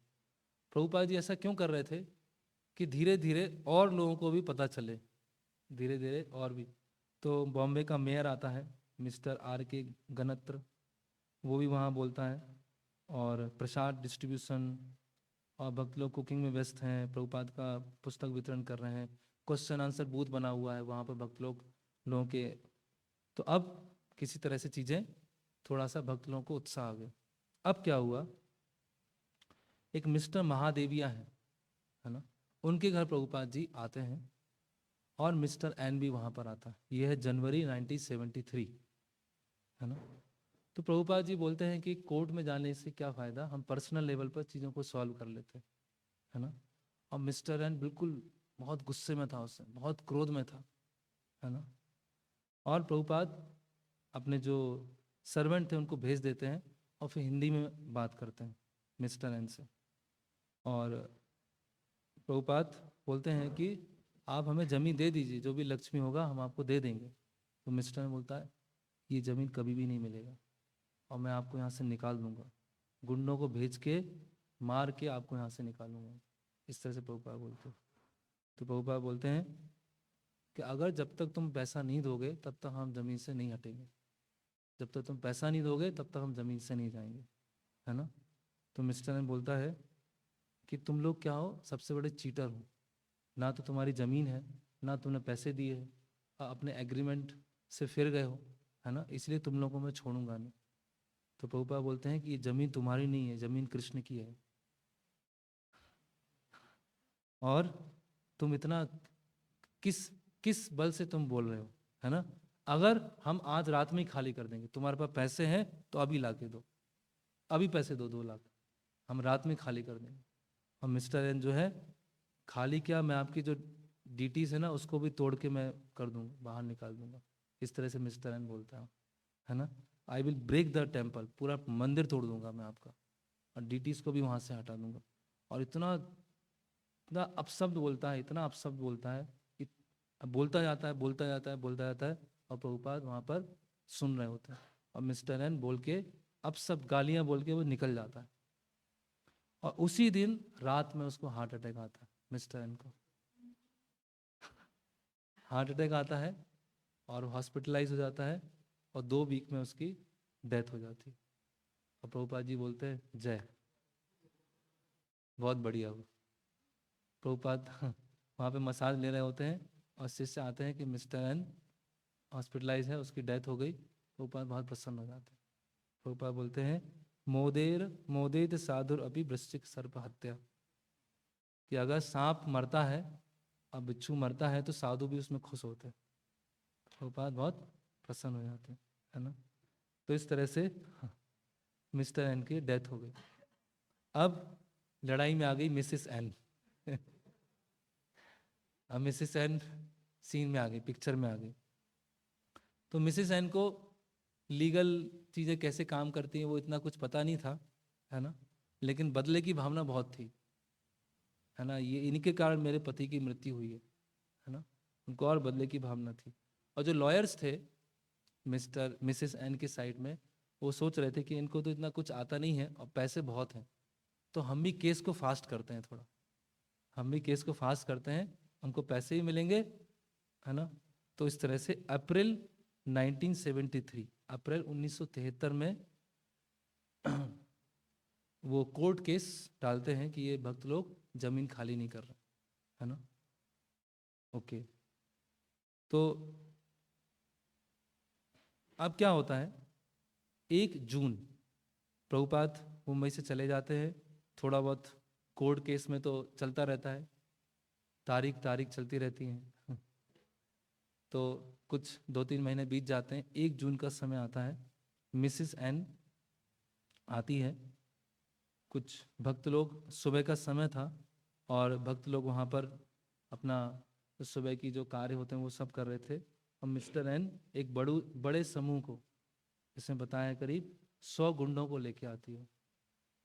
और 2-3 गाड़ियाँ होती हैं, ट्रक होते हैं, और जो प्रॉपर्टी थी जूहू की, उसके गेट के पास में गाड़ियाँ रुकती हैं, पीछे से दरवाज़ा खुलता है गाड़ियों का, और एक एक करके सब उतर जाते हैं। वहाँ पर 100 गुंडे एक साथ आ जाते, और सारे के 100 गुंडे वहाँ पर लैंड में इंटर कर जाते। फिर यहाँ पे बताया है कि 100 लोग जब एक साथ इंटर होते हैं तो फिर उनके हाथ में वो थे, बड़े बड़े रॉड थी, लोहे की रॉड थी, और बैट्स थे, है ना, क्रिकेट बैट थे उनके हाथ में, छड़ी थी, और फिर अंदर घुस जाते, है ना। और उनका पर्पस था कि जो भी यहाँ टेम्परेरी कंस्ट्रक्शन हुआ है उन सबको तोड़ देना, क्योंकि अगर कोर्ट ने देखा कि यहाँ पे कोई मंदिर है ही नहीं, तो कोर्ट क्या है, मिसेस एन के फेवर में फैसला सुनाई कि यहाँ तो कोई मंदिर है ही नहीं। तो अब उसने क्या सोचा कि अब हम इसको मंदिर को ही तोड़ देते, है ना? तो सब लाठी, लोहे की रॉड, बैट लेके इंटर करते हैं और भक्तों को मारना चालू करते हैं, भक्तों को पीटना चालू करते हैं, है ना। और कुछ लोग भक्तों की पैर पकड़े हुए, पैर पकड़ के खींच रहे हैं, है ना। और भक्त लोग, कुछ भक्त दौड़ते दौड़ते डीटी जो कक्ष था उसके पास से पहुंच गए, वहाँ पूरा घेरा बना दिया कि यहाँ तक कोई एंटर नहीं होना चाहिए। और धीरे धीरे लोग, सारे गुंडे इकट्ठे होते जा रहे। वो सीढ़ी पे चढ़ गए, कुछ गुंडे छत पे चढ़ गए, और वहाँ पे छत तोड़ना चालू कर दिया उन्होंने, है ना। और छत जिस पिलर पे खड़ी हुई थी, कुछ गुंडे क्या करने लगे, उसका जो पिलर था उसको उन्होंने तोड़ना चालू कर दिया। कुछ वहाँ पे फर्श था, फर्श को उन्होंने तोड़ना चालू कर दिया। तो कुछ लोग फर्श तोड़ रहे हैं, कुछ लोग पिलर तोड़ रहे हैं, कुछ लोग पूरा छत तोड़ना उन्होंने चालू कर दिया। फिर क्या हुआ, कुछ माताएं कुछ अपने छोटे छोटे बच्चों के साथ में थी, तो वो प्रोटेस्ट करने लगे, वो ऐसे चिल्लाने लगे जिससे आसपास के लोग सहायता करने के लिए आ जाए। लेकिन सब सीन देख रहे थे वहाँ पर, लेकिन कोई डर के कारण कोई वहाँ पर आ नहीं रहा था। तो गुंडों ने क्या किया, कुछ माताओं के बाल पकड़े और बाल पकड़ के खींचना चालू कर दिया, जहाँ पर खींचते जा रहे हैं, खींचते जा रहे हैं, खींचते जा रहे हैं, और कुछ लोगों को जो गेट है वहाँ से बाहर निकाल दिया, क्योंकि वो तो प्रॉपर्टी तोड़ने आए थे और भक्तों को यहाँ से निकालने के लिए आए थे। फिर दो दो लोग, हाँ, कुछ लोग भक्तों के हाथ पकड़े हुए हैं, कुछ लोग पैर पकड़े हुए हैं और खींचते जा रहे हैं, कुछ लोग बाल पकड़ के खींच रहे हैं तो जब ये सब चल रहा है, और वो जो टेम्परेरी डोम था वहाँ तक सब गुंडे वहाँ तक पहुँच गए, और ऊपर से डोम को भी तोड़ना उन्होंने चालू कर दिया। और गर्भगृह के जो दरवाजे थे भक्तों ने बंद कर दिए, और गर्भगृह को पूरा घेर के वहाँ पे खड़े हुए कि एटलीस्ट गर्भगृह में तो इंटर ना करें ये लोग, है ना। तो उसी समय एक माता जी थी जिनका नाम था मनुस्वी, मनुस्वी माता जी, और उन्होंने फ़ोन किया मिस्टर महादेविया, और मिस्टर महादेविया को फ़ोन किया। तो मिस्टर महादेविया के जो एक फ्रेंड थे, है ना, यहाँ बताया जा रहा है, हाँ, मिस्टर महादेविया के जो भाई थे, छोटे भाई, वो जो मिस्टर बाल ठाकरे हैं उनके मित्र थे। तो वो अपने छोटे भाई हैं, जो मिस्टर महादेविया हैं फ़ोन करते हैं अपने छोटे भाई को चंद्र महादेविया, और चंद्र महादेविया बाल ठाकरे को फ़ोन करते हैं कि आपके एरिया में, आपके बॉम्बे में हिंदू टेम्पल तोड़ा जा रहा है ना, जहाँ पर आपकी पार्टी यहाँ पर रूल कर रही है वहीं हिंदू मंदिर तोड़ा जा रहा है ना। इस तरह से उनके मित्र बताते हैं। तो जैसे ही बाल ठाकरे यहाँ लिखा है कि और ये हिंदू कर रहे हैं, हिंदू ही कर रहे हैं, है ना। और उन्होंने क्या किया था, मिसिस एन ने जो म्यूनसिपल ऑफिसर है उसको पैसे खिलाए थे इसके लिए, ऊपर से परमिशन नहीं लिया था। जो लोकल म्यूनसिपल वार्ड था वहाँ का जो ऑफिसर था उसको पैसे खिला के गुंडों को भेजा था, है ना। तो बाल ठाकरे को जैसे ही पता चलता है कि ऐसा हो रहा है उनके बॉम्बे में, ऐसा हिंदू मंदिर तोड़ा जा रहा है, तो बाल ठाकरे तुरंत फ़ोन करते हैं म्यूनसिपल कमिश्नर को और बोलते हैं कि ऐसा हो रहा है, आपने ऑर्डर दिया है मंदिर तोड़ने के। बोले हमें तो कुछ पता नहीं है। बोले नहीं, इस वार्ड में ऐसा हो रहा है। तो फिर वार्ड में फ़ोन करते हैं कि क्या हो रहा है, मंदिर तोड़ा जा रहा है। बोले नहीं, ऐसा नहीं है, ऐसा कुछ नहीं है। बोले जो भी हो रहा है उसको तुरंत बंद करवा दीजिए, है ना, नहीं तो आपके साथ बहुत बुरा होगा। इस तरह से बाल ठाकरे उनको धमकी देते हैं, डराते हैं। तो जो वार्ड ऑफिसर होता है, वो जो व्यक्ति वहाँ पर तोड़ रहा था मंदिर, जो मेन व्यक्ति था, सबको ऑर्डर दे रहा था, उसको फ़ोन करता है और वो जो वार्ड ऑफिसर बोलता है कि अभी आप जहाँ पे भी हैं वहाँ पे रुक जाएं, अभी उसके आगे बिल्कुल भी कुछ तोड़िएगा मत।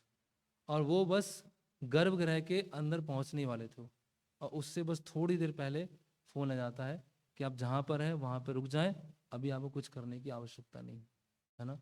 तो वो जो व्यक्ति था, जो मेन व्यक्ति वहाँ पे ऑर्डर दे रहा था, वो सारे गुंडों को बोलता है कि अभी आपको कुछ करने की ज़रूरत नहीं, यहाँ पर रुक जाइए। तो एक्चुअली वहाँ पर जो मिस्टर एन है उनके 3 व्यक्ति और थे। एक का नाम था मात्रे, एक का नाम था तांबे, एक का नाम था राणे, है ना। तो जो मात्रे थे, मात्रे सबको याद है क्या करता था मात्रे।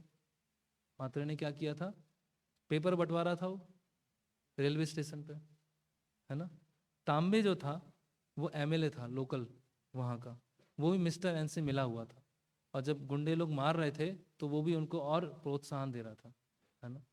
और एक था मिस्टर राणे। मिस्टर राणे क्या था, वो तांत्रिक था। तो वो क्या कर रहा था, प्रभुपाद जी के छोटे से उसने कुछ डॉल जैसा बनाया था और उस पर जादू कर रहा था, कुछ उस पर कुछ मैजिक, ब्लैक मैजिक कर रहा था कि प्रभुपाद जी का जो मन है वो घूम जाए वो, है ना। ऐसे कुछ ब्लैक मैजिक कर रहा था और ये तीनों लोग वहाँ पे खड़े हुए थे। तो वहाँ पे एक माता जी थी जिनका नाम था गांडीवा माता जी। बोलते हैं कि आप जो प्रभुपाद और विग्रह के प्रति अपराध कर रहे हैं, ये अपराध आपको जला देगा, ये अपराध आपको जला देगा। Fire of your offence will burn you back, है ना। आपने जो अपराध किया है आज यहाँ पर, आप तीनों को जला जला देगा, है ना। इस तरह से माता जी उनको कर्ज कर्ज देते हैं। फिर अब क्या होता है, और प्रभुपाद जी उस समय कहाँ थे, कलकत्ता में थे। प्रभुपाद जी के पास टेलीफोन पहुँचता है कि प्रभुपाद ऐसा हो गया है, गुंडे आए थे और भक्तों को इतना मारा है ना, और तोड़ दिया है सारा, विग्रह सुरक्षित हैं, विग्रहों कुछ नहीं हुआ है। तो प्रभुपाद बोलते हैं पूरे बॉम्बे में आप मास पब्लिसिटी कीजिए, पूरे बॉम्बे में फैला दीजिए। विश्व हिंदू परिषद है या अलग अलग जो ऑर्गेनाइजेशन, उनकी मदद लीजिए, उनके पास में जाइए, उनको बोलिए कि इस तरह से हुई है, ये घटना हुई है। तो प्रभुपाद जी ने अपने शिष्यों को कलकत्ता में बैठ के गाइड करना चालू किया। विश्व हिंदू परिषद के एक व्यक्ति थे मिस्टर जड़ा जितल लाल। हाँ, एक चीज़ और हुआ था कि जब गुंडे आए थे तो मिस्टर सेट्टी आया अपनी गन लेके, बड़ी सी गन लेके, है ना। और जब वो गन लेके आते हैं तो गुंडे को डर जाते हैं थोड़ा, है ना, देखते हैं कि ये व्यक्ति तो पूरा मार ही देगा ये, है ना। और जब तक सारे गुंडे वहाँ से चले नहीं जाते हैं, मिस्टर सेट्टी क्या होते हैं वहाँ प्रॉपर्टी के गेट पे खड़े रहते हैं। जब तक वो सारे चले नहीं गए तब तक वो गन लेके खड़े हुए हैं कि कोई दोबारा आए, फिर से दोबारा आ नहीं जाए। अब क्या होते हैं कि भक्त लोग, अलग अलग लोगों की, जो बॉम्बे के प्रभावशाली लोग थे, उनकी मदद लेना उन्होंने चालू किया। और प्रभुपाद बोलते हैं कि ये कृष्ण का प्लान है, आपको डरने की आवश्यकता नहीं है, सारे लोग हमारे साथ में हो जाएंगे। आप देखिए कुछ समय में सभी लोग हमारे साथ में हो जाएंगे, आप बिल्कुल ही डरिए मत आप, है ना प्रभुपाद। और मिस्टर एन भी, मिस्टर एन जो था वो भी एक न्यूज़पेपर का वो था, एडिटर था। तो उसने पब्लिश कराया unauthorised temple demolished by municipal authorities. तो सब unauthorised temple demolished by municipal authorities. तो सब लोग अनऑथराइज नहीं पढ़ रहे थे, सब क्या पढ़ रहे थे, temple demolish by municipal authorities.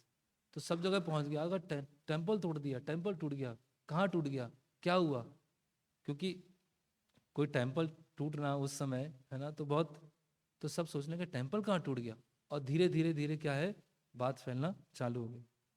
फिर जो मिस्टर सदा जितलवाल थे, तो भक्त लोग उनके ऑफिस जाते थे, और यहाँ बताया है सुबह 6 बजे जाते थे और रात में 9 बजे तक वहीं रहते थे। सुबह 6 बजे से रात में 9 बजे तक। और न्यूज़पेपर, लेटर्स, सर्कुलर्स, सबसे कांटेक्ट करना, सब जगह प्रिंट कराना कि देखो ऐसे हरे कृष्णा मंदिर को तोड़ा गया है। फिर मिस्टर विनोद गुप्ता थे, एक जनसंघ पॉलिटिकल पार्टी के, उन्होंने कमेटी बनाया save the temple, save the temple committee, और उन्होंने लीफलेट प्रिंट कराए और पूरे बॉम्बे में उन्होंने वितरित कराना चालू कर दिया कि मंदिर को बचाना है, मंदिर बचाओ, मंदिर बचाओ, मंदिर बचाओ। और पब्लिक लोग, बहुत सारी पब्लिक भी बहुत सिंपैथी में आ गई, बहुत सारे पॉलिटिकल लीडर भी सिंपैथी में आ गए, बहुत सारे बिजनेसमैन भी सिंपैथी में आ गए, क्या हो क्या रहा है हमारे शहर में, है ना। और सारे यहाँ बताया है, मैंने बहुत बॉम्बे के सबसे इन्फ्लुएंसर लोग भी इस्कॉन के फेवर में आ गए, है ना। अब प्रभुपाद जी, थोड़ा सा और बचा हुआ है, प्रभुपाद जी लेटर लिखते हैं, प्रभुपाद अपने शिष्य को लेटर लिखते हैं, बोलते हैं कि जो बॉम्बे म्युनिसिपल कॉरपोरेशन ने जो कार्य किया है उससे हमारी स्थिति और मजबूत हो गई है। उससे हमारी स्थिति और मजबूत हो गई है ना। फिर अभी हमें दोबारा यहाँ पर टेम्परेरी मेक शिफ्ट टेम्पल बनाने का प्रयास करना चाहिए, है ना। तुरंत फेंसिंग बनाना चाहिए, और आप डरिए मत, सब लोग सपोर्ट आपको दे रहे हैं।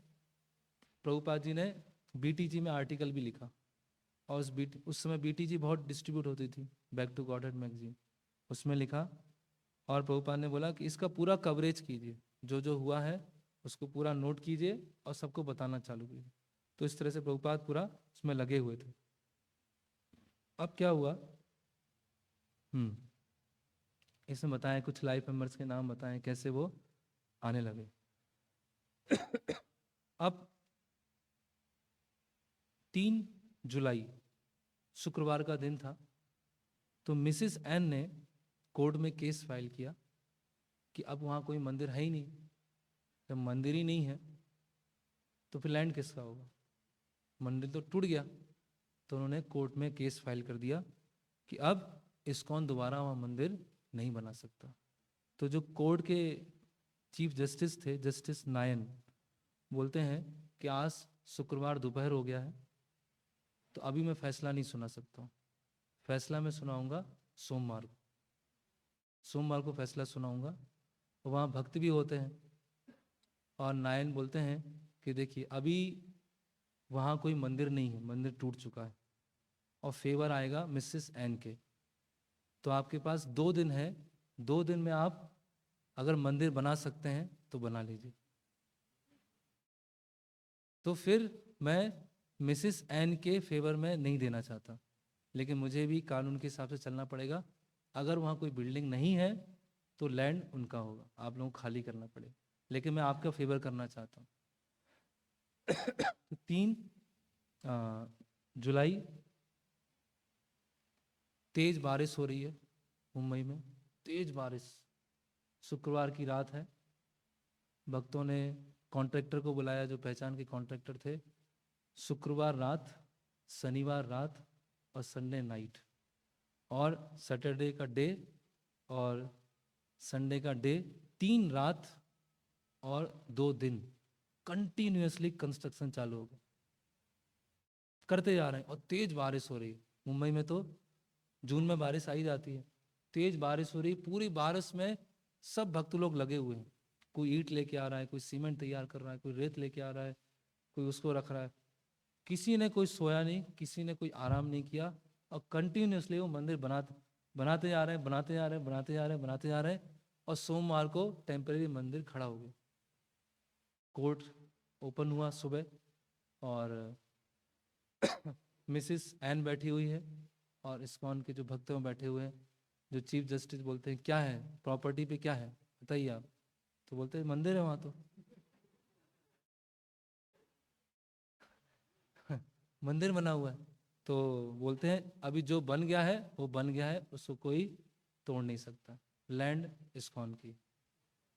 तो जो हाई कोर्ट के जज हैं वो भी डिक्लेयर कर देते हैं ये लैंड क्या है, इस्कॉन की। शिला प्रभुपाद की जय। तो इस तरह से इस्कॉन, प्रभुपाद बोलते हैं ये यहाँ बताया जा रहा है।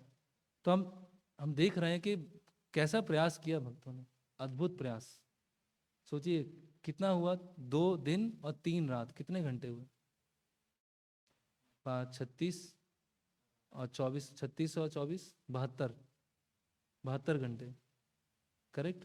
72 घंटे नॉन स्टॉप, बारिश में, तेज बारिश में कंस्ट्रक्शन किए जा रहे। सोचिए कैसी स्थिति थी। अगर उस समय फैसला सुना दिया हाई कोर्ट में तो बस हो गया, अब उसके आगे कुछ नहीं, फिर तो सुप्रीम कोर्ट में जाना हो। तो इस तरह से प्रभुपाद बोलते हैं कि ये बहुत ग्रेट विक्ट्री, इस्कॉन के लिए क्या बहुत ग्रेट विक्ट्री है। और प्रभुपाद बोलते हैं कि इस पूरे फाइट के ऊपर किसी को बुक लिखना चाहिए। ये पूरी जो फाइट हुआ, तो ये बुक है, ये गिरिराज महाराज ने लिखा है, आई will build you A temple the Juhi story.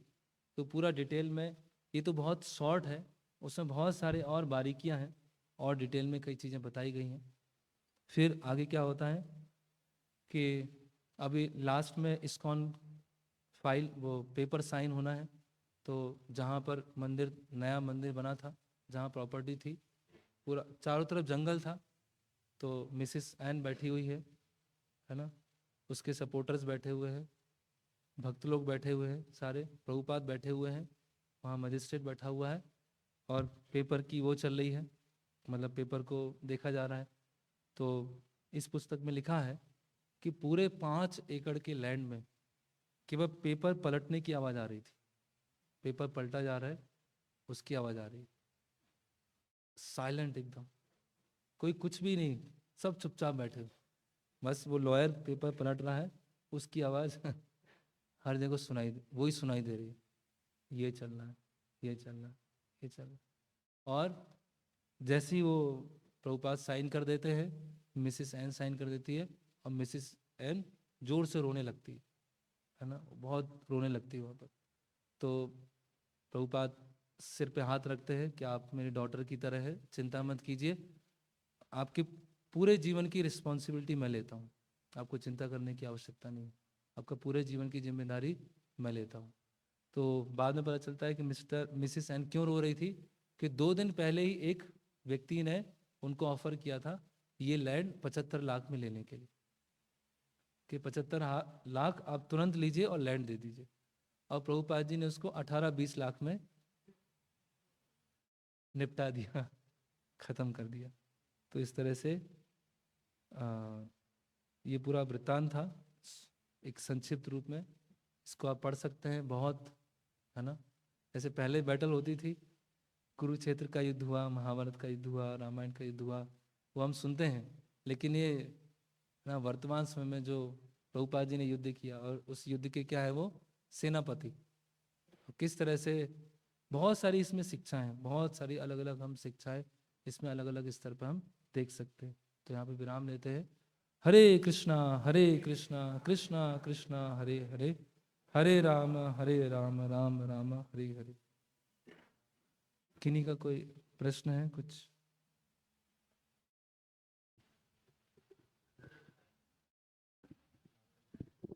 हरे कृष्ण। हरे ये पूरा एपिसोड का जो इंटरनल कॉज की प्रभुपाद ने प्रॉमिस किया राधा राज बिहारी को कि आप यहीं पे रहिए, मैं आपके लिए मंदिर बनाऊंगा। पर एक पॉइंट नहीं, कई बार ऐसा हुआ था प्रभुपाद मिस्टर एन से रेडी हो गए थे कि पैसा लाओ हम खाली करते हैं, शिष्य को भी नहीं, बोला। जब कभी बातचीत होती है तो बातचीत में व्यक्ति बोलते हैं ना, ठीक है अब वो करना है ना, अभी लेके आओ हम खाली करते हैं। वो उस तरह से रखा जाता है कि जिस टाइम लिमिट में उसके लिए पॉसिबल नहीं। जब हम कभी बातचीत होती है किसी से, बातचीत दो लोग कर रहे हैं, तो किसी पॉइंट पर ऐसी बात होती, ठीक है अब वो खाली करवाना है, ठीक है आप दीजिए, रात तक पैसा दीजिए, हम खाली कर देंगे।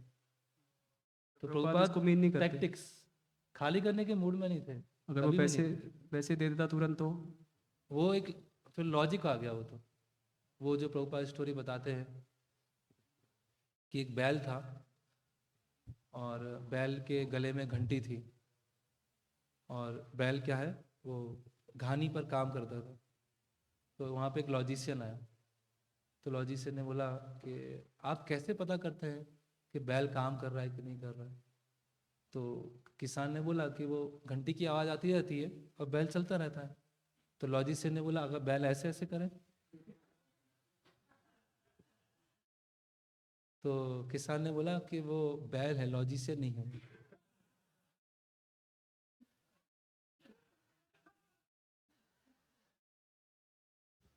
तो कहने का मतलब क्या है कि वो पता है उस समय क्या कैसी डील हो रहा है। प्रभुपाद का कमिटमेंट है, वो करना है, लेकिन अलग अलग टैक्टिक्स हैं। इवन हम लोग पुस्तक वितरण के लिए जब जाते हैं तो कभी कभी बोलते हैं हाँ ठीक है नहीं करेंगे इस एरिया में, बोलते हैं कि नहीं बोलते। किसी ने हमें कॉलोनी से भगाया कि आपको पुस्तक वितरण नहीं करना, ठीक है हम जा रहे हैं। तो किसी ने मान ली पूरी इवेंट रिकॉर्ड किया शुरू से लेके लास्ट तक, और फिर किसी ने बोला देखो श्याम कुंड तो मान गए कि पुस्तक वितरण नहीं करेंगे वहाँ पर, लेकिन माने आप, माने कि नहीं माने, आप वहीं से पीछे कूद के जाएंगे आप। तो बस यही है। तो जब कोई इवेंट चल रही है तो उसके पीछे जो उसकी भावना है, स्पिरिट, वो समझना चाहिए।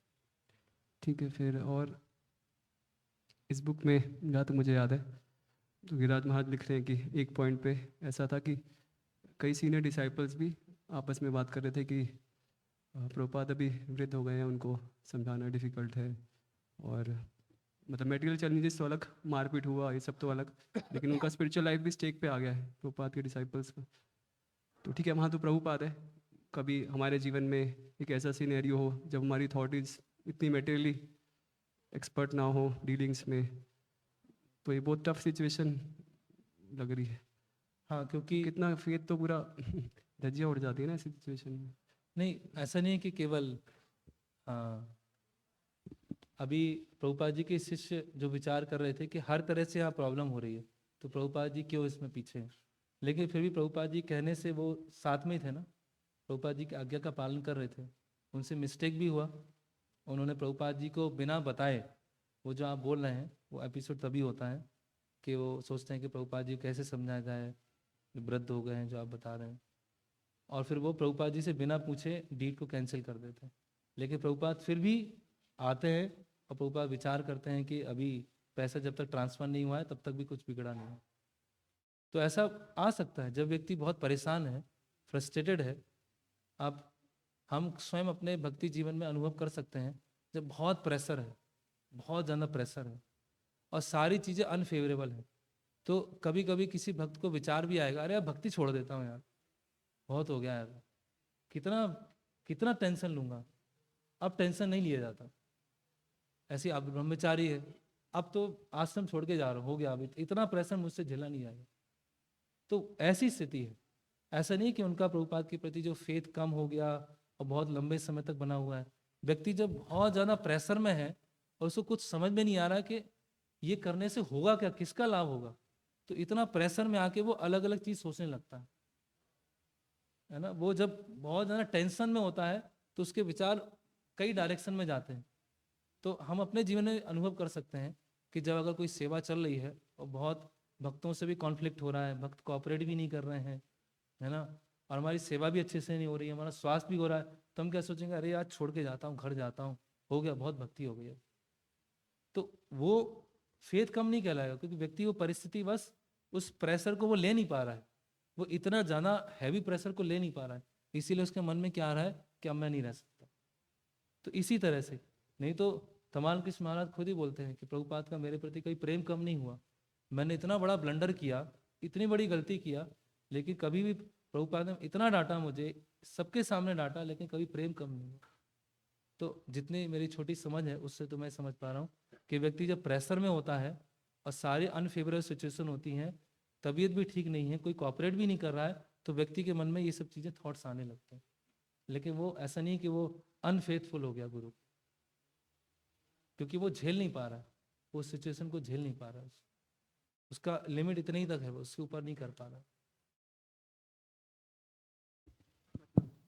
अगर हमारे जीवन में कि यहाँ तो मतलब प्रभुपाद पर्सनली आ गए थे बैटल में, तो अगर ऐसा सिनेरियो कि गुरु तो हमारी पर्सनली गुरु से डीलिंग्स हो रही है, तो जिनके लिए हम पूरी तरह समर्पित हैं, तो उनके प्रति मोमेंटली भी ऐसी भावना आना कि गुरु तो एक मंडेन व्यक्ति, बूढ़े हो गए, नहीं समझेंगे, तो कितना ये मतलब नहीं, शिष्य के ऐसे जीवन के लिए कितना बड़ा डिसास्टर है ये। नहीं, इस तरह से तो नहीं बुक में मंडेन फीलिंग तो नहीं आई है। ऐसे मंडेन फीलिंग तो ऑर्डिनरी नहीं है। पर्सन समझना अभी तो उनको समझाना मुश्किल है। गुरु ने कहा है कि आप मंदिर में रहिए, गुरु ने कहा है कि आप आजीवन भक्ति कीजिए, गुरु ने कहा है कि आप फार्म पे रहिए, लेकिन तीनों सिचुएशन में ऐसी स्थिति आ रही कि व्यक्ति को गुरु का आदेश पालन नहीं कर पा रहा, बोला आप तुम्हें छोड़ना पड़ेगा। कई बार बोलते हैं कि कोई समझ नहीं पाएगा मेरी स्थिति को।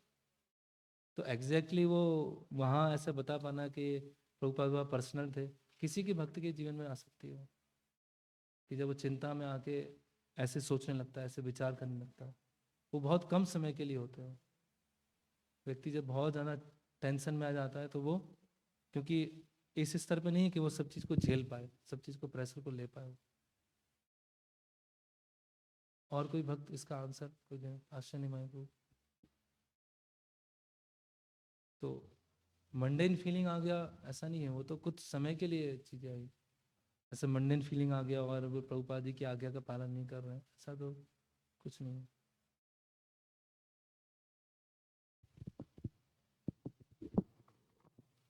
आई थिंक प्रश्न ऐसा आना चाहिए कि हम हमारा इस स्तर का डेडिकेशन कैसे हो, कैसे हम इस स्तर पे आ जाएं।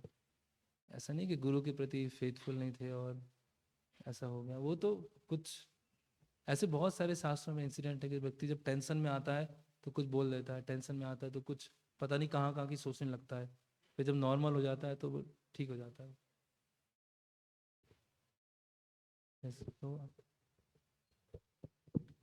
हरे कृष्ण भगवान। सुबल प्रभु का जो लाइव में हुआ बहुत परेशान हो गया सुबल प्रभु वृंदावन में। सुबल प्रभु हाँ। सापू से अच्छा रजोगुण का रजतम गुण का भाव से गुरु का आज्ञा नहीं मिला, ऐसा सेवा में कोई आज्ञा नहीं मिला। रजोगुण के प्रभाव से गुरु के आकार आज्ञा आज्ञा आज्ञा निर्देश नहीं मिला ऐसा सेवा करने के लिए, ऐसा काम करने के लिए। तो रजोतम गुण का प्रभाव से हम ऐसा करता है, हम सोचता है हम तो परोक्ष भाव में कृष्ण का स्मरण करता है। जैसा ब्रजवासी का एग्जाम्पल दिया आप, सारा दिन सेवा काम करता है गृहस्थली का, कृष्ण का स्मरण करने के लिए उनका कोई समय नहीं। ऐसा सापू ऐसा कोई भक्त डायरेक्ट श्रवण कीर्तन में एंगेज नहीं होता है और हमेशा कलेक्शन में अलग अलग। समझ गया प्रश्न, समझ गया बोल। तो ऐसा हम ऐसा कर सकते हैं। यहाँ प्रभुपाद करने के लिए बोल रहे हैं, हमें करने के लिए नहीं बोला गया। वो स्थिति भक्त की कैपेसिटी, एक प्रभुपाद जी के सेक्रेटरी थे पुष्ट कृष्ण महाराज, तो बोलते हैं प्रभुपाद मेरा चैंटिंग नहीं हो पाया, रीडिंग नहीं हो पाया। प्रभुपाद बोलते हैं मैं आपकी आध्यात्मिक जीवन को मेंटेन रखूंगा, आप मेरा संग लो वही पर्याप्त है। तो वो आचार्य ऐसा कर सकते। जनरल प्रोसेस तो क्या है, श्रवण कीर्तन व्यवहारिक सेवा दोनों साथ में चलता है। श्रवण कीर्तन भी है और व्यवहारिक सेवा दोनों साथ में चलना है। कभी कभी बहुत ऐसे समय आता है जहाँ सेवा में बहुत स्ट्रेच करना पड़ता है और करना भी चाहिए, और कभी कभी ऐसे कुछ समय मिलते हैं जहाँ पे श्रवण कीर्तन करने की अवसर अधिक होता है। तो वो तो दोनों साथ में चलेगा। और किसी जैसे एक छोटा बच्चा होता है ना, तो उसको अगर एक टाइम खाना नहीं मिला तो क्या होता है? वो तुरंत 1-2 घंटे बाद रोना चालू कर देगा। ठीक है, कोई बड़ा है, उसको एक टाइम खाना नहीं मिला तो क्या करेगा? तो सहन कर लेगा, एक टाइम सहन कर लेगा। तो उसी तरह से भक्ति में जो जिनको अभी इतना उन्नत नहीं है, थोड़ा सा कुछ प्रॉब्लम होता है, ऊपर नीचे होता है, तुरंत डिस्टर्ब हो जाते हैं। इसका मतलब क्या है? अभी कैपेसिटी नहीं है, ये बच्चे हैं। लेकिन कुछ कभी कभी होता है कि कई दिनों में सेवा चलती जा रही, केवल मुश्किल से जब हो पा रहा है, लेकिन फिर भी वो अपने आप को मेंटेन रख पाते हैं। लेकिन इसका मतलब ये नहीं है कि ऐसे करते रहना है। जब समय मिलेगा तो फिर आप रीडिंग का रिकवरी करेंगे, हियरिंग का रिकवरी करेंगे।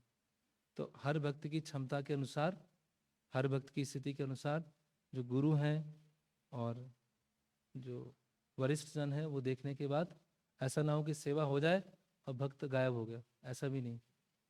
Operation successful, patient died. अच्छे से ऑपरेशन किया, अच्छे से सेवा हो गई, किसने किया वो दिख ही नहीं रहा है, वो भक्ति गायब हो गया। तो वो प्रभुपाद जज कर रहे हैं सिचुएशन को, किसको कहाँ लगाना है, किसको क्या करना है ना, किनको क्या सेवा देना है, किन पे कितना प्रेशर डालना है, किनको कितना चिंता में डालना है, ऐसा। ठीक है वो और एक प्रश्न कर सकते हैं? यस। जैसा प्रभुपाद हाँ हाँ, लास्ट। जैसे प्रभुपाद सुबल प्रभु के बोला, अर्जुन कुरुक्षेत्र युद्ध में कृष्ण का स्मरण करा, वो तो हमेशा फाइटिंग मनोभाव। तो जैसे भगवत गीता में एक श्लोक आता है, माम अनुस्मर युद्ध चा, हाँ। मेरा अनुस्मरण करिए हाँ और फाइटिंग करिए। हाँ, या थोड़ा मेरा स्मरण कीजिए, मतलब मेरे आदेश का स्मरण कीजिए, मैं आपके आदेश से युद्ध कर रहा हूँ। स्मरण क्या करेंगे? तीर चला रहे, भगवान की आंखें कितनी सुंदर है। फिर दूसरा तीर निकाला, भगवान के बाल कितने सुंदर है। आहा, भगवान की नासिका कितनी सुंदर है। पता चला वहां से बाढ़ आ गया एक। स्मरण का मतलब क्या है? गुरु का स्मरण कीजिए, तो गुरु महाराज हंसते तो कितने अच्छे लगते हैं, गुरु महाराज जब पहनते तो कितने अच्छे लगते हैं। ऐसे स्मरण मतलब आज्ञा का स्मरण। तो कृष्ण के आज्ञा का स्मरण करते हुए युद्ध कीजिए। वो हमेशा याद रखिए कि मैं आज्ञा का पालन करते हुए युद्ध कर रहा हूँ। ऐसे नहीं कृष्ण ने क्या धोती पहनी है, कौन सा ज्वेलरी पहनी है, हाथ में क्या है, वो भी एक स्मरण है, वो रूप स्मरण है वो भी। लेकिन वह युद्ध क्षेत्र में वो स्मरण नहीं होगा वो।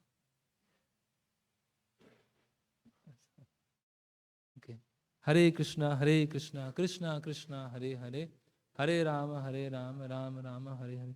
शिल प्रभुपाद की जय। श्री श्री राधा रास बिहारी की जय। इस्कॉन जुहू की जय। श्री गौर राधा वल्लभ भगवान की जय। गौर प्रेमानंदे।